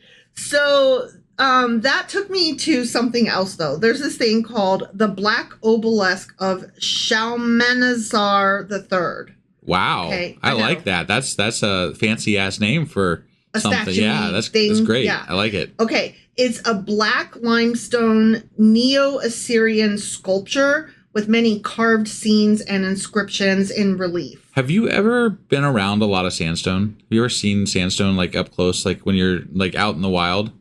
No. It's really cool rock. Okay. It's really, I used to love rocks. Okay, so I just thought this isn't sandstone. This is limestone.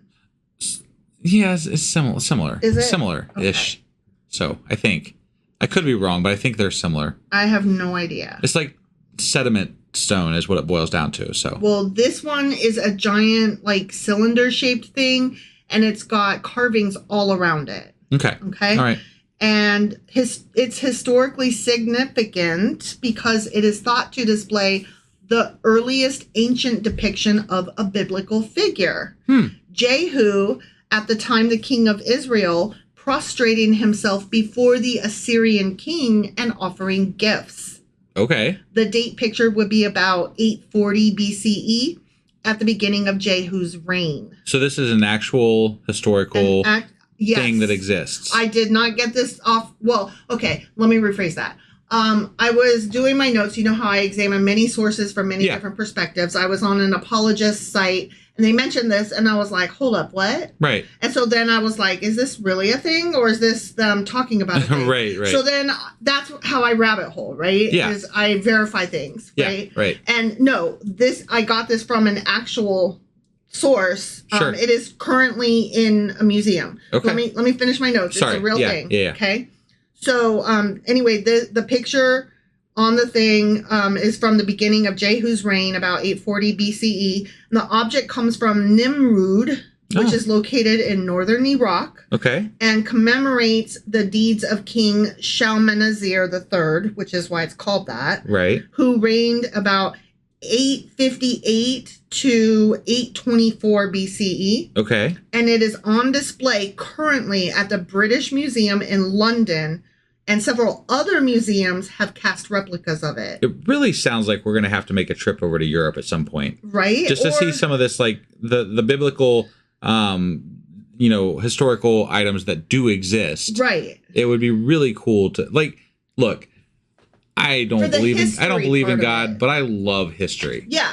And like this aspect of it where you actually have remnants of that time that are still in existence. Right. Is really cool. Like you're talking about thousands of years ago. Right. Right. That's why I had to include that. Yeah. That's pretty fucking amazing. So we've got basically proof that these two guys at least existed. Right. And B, not only did they exist, but this particular part of that story is correct, that this guy did go over and prostrate himself to an Assyrian king. Now, I do want to say with regard to that, and then we're us talking about the historicity of these items, right? And that's that a lot of theists, Christians that I've come across, will point to the fact that some of the things in the Bible did actually happen historically, and they have been proven to happen historically. So therefore,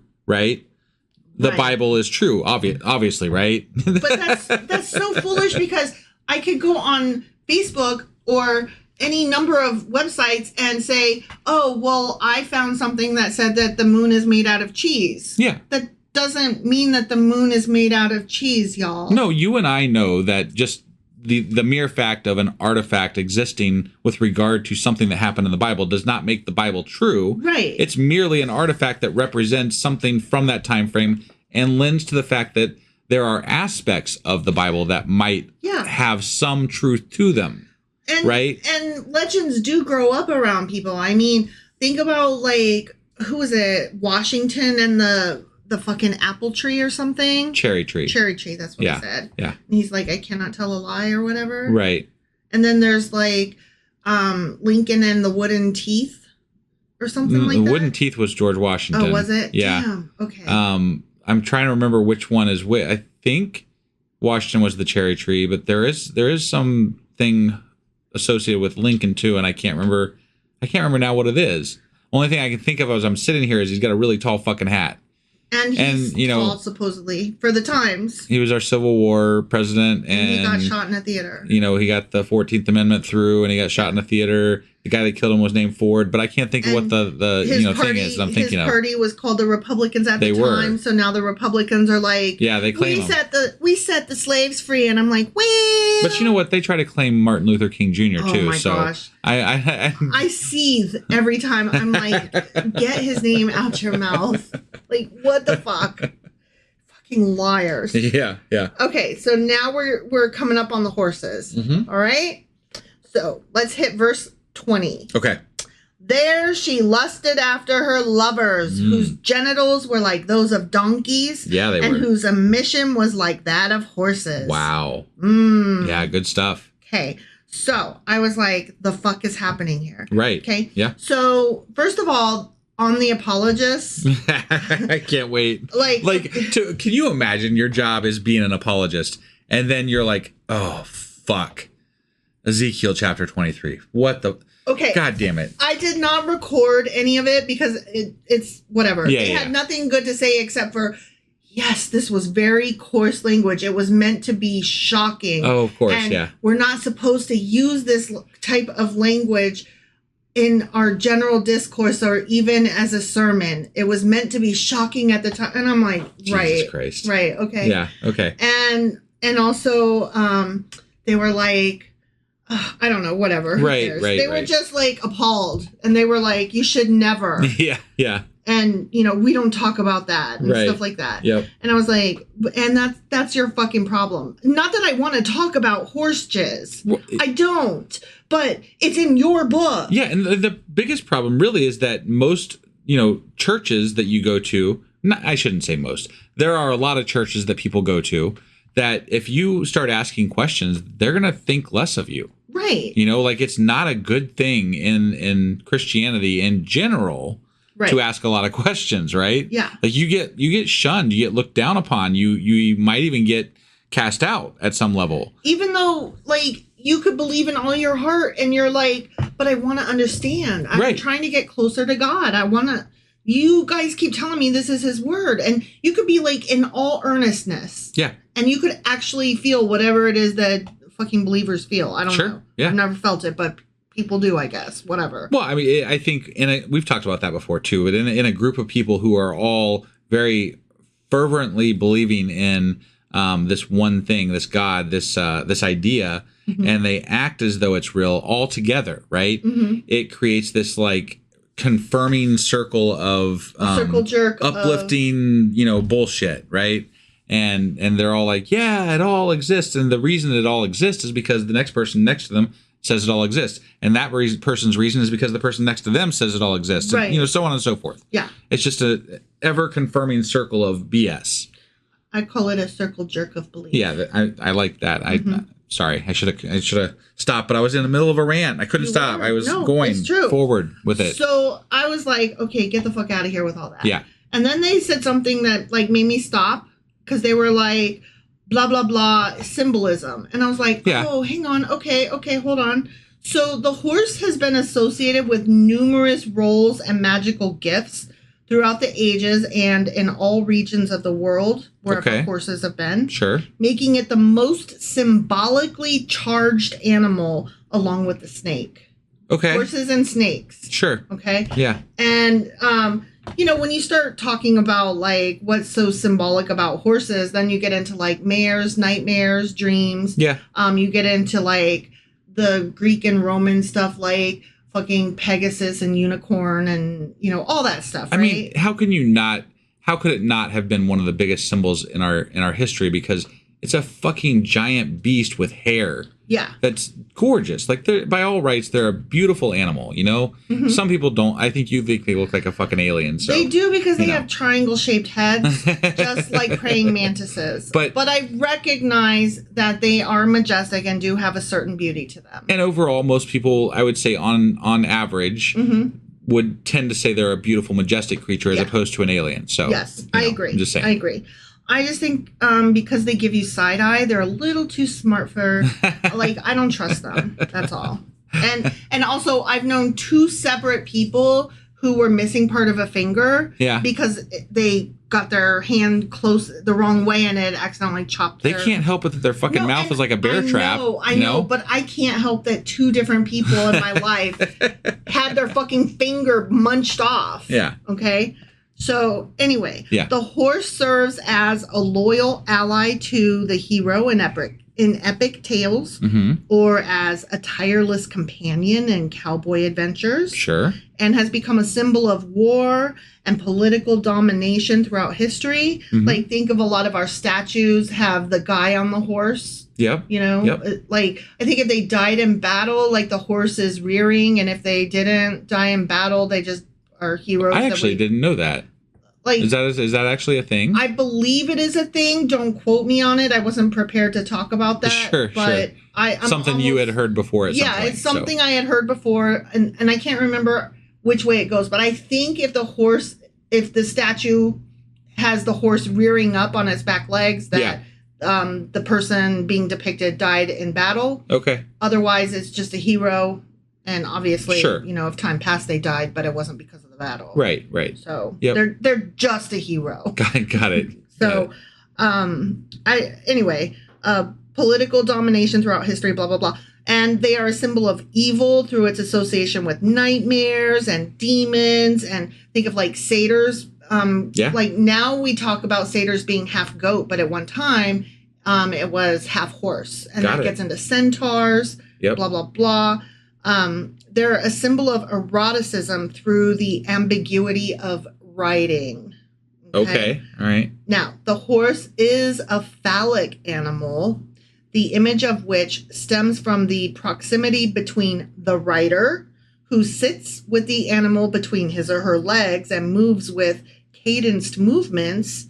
So it's the proximity between the rider and the act of sex, during which we experience all the exhilaration, sweat, and sensations of a horse ride. Right. And there are some girls who claim that they have reached orgasm merely by riding a horse because it hit the right spot. Got it. There are others who claim they lost their cherry because they bounced too much, and I'm like, that's not how that works, bro, but whatever. Sure. There is the popular saying, it's hung like a horse, so. And because they have big dicks. Right, yeah. I mean, not big compared to horses. Like their dicks are exactly the size they should be for an animal Right. to have that is that size. Yeah, yeah. But, comparatively speaking. Well, yeah, right. Yeah, huge. So in Egyptian hieroglyphics, the horse represents a lustful person. Asses and horses are proverbially lustful. Okay. And it should be noted that as coarse as these verses read, the original is even more rough than the translation. Wow. So it's like, you thought that was bad.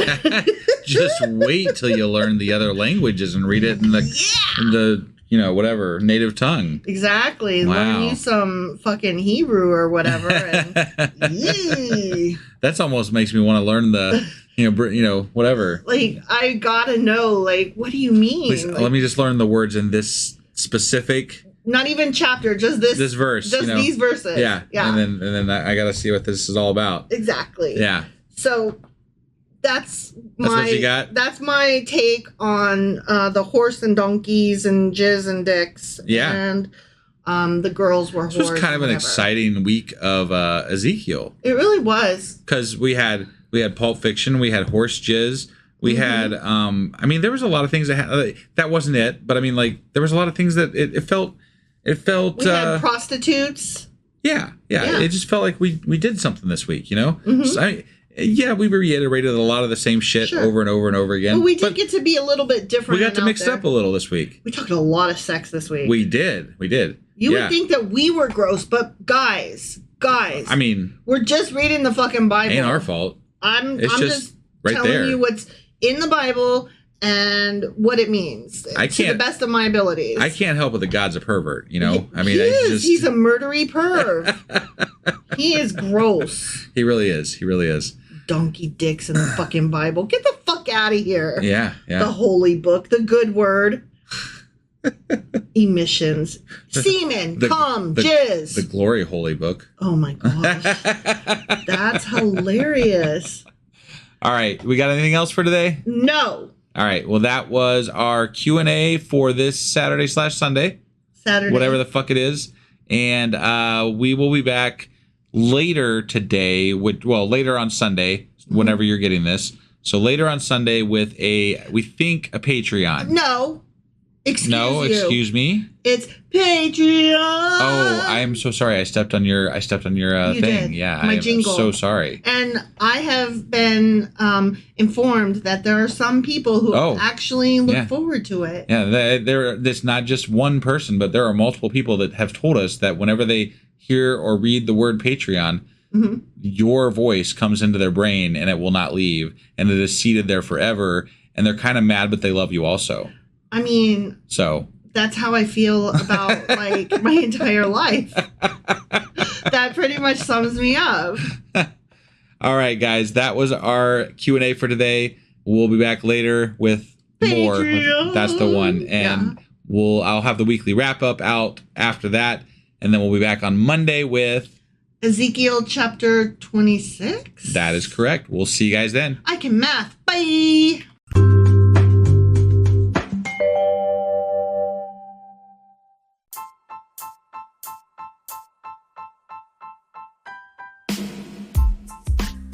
Hey, wife, I guess that's the end? But husband, that's just sad. It doesn't have to be. We are on lots of social media platforms like Twitter. Our handle there is sacrilegious_D. For D's nuts. Oh my God. Stop doing that. Anyway, we're also on Facebook, Instagram, and Pinterest. There's a link to all of our social media sites at our website. Ooh, we have a website? Yeah, it's sacrilegiousdiscourse.com, where you can also find a link to our merch shop. We have a merch shop? Yep, we have podcast-themed clothing, mugs, notebooks, and more, as well as an atheist and science-themed products. Wow, our fans should really go check that out right now. Definitely. They can get in touch with us by sending an email to sacrilegiousdiscourse@gmail.com. But before they do that, we could really use some help. Oh yeah? With what? Well, it's not free running the podcast, and we need some financial support in order to get better equipment, which will free up time so we can concentrate on our podcast and our fans. Okay, so what should they do? Head over to patreon.com/sacrilegious discourse and sign up as a contributor on our podcast. Supporters there receive additional bi-weekly episodes that we record just for our Patreon members for as little as $2 a month. Also, we'd really appreciate it if you would like and subscribe on whatever platform you're using. And Apple Podcast reviews help us out tremendously. Like and subscribe. Leave an Apple review. Join us on Twitter. Support us on Patreon. That's a lot of instructions. Don't forget to say thanks. Thanks. Okay, bye.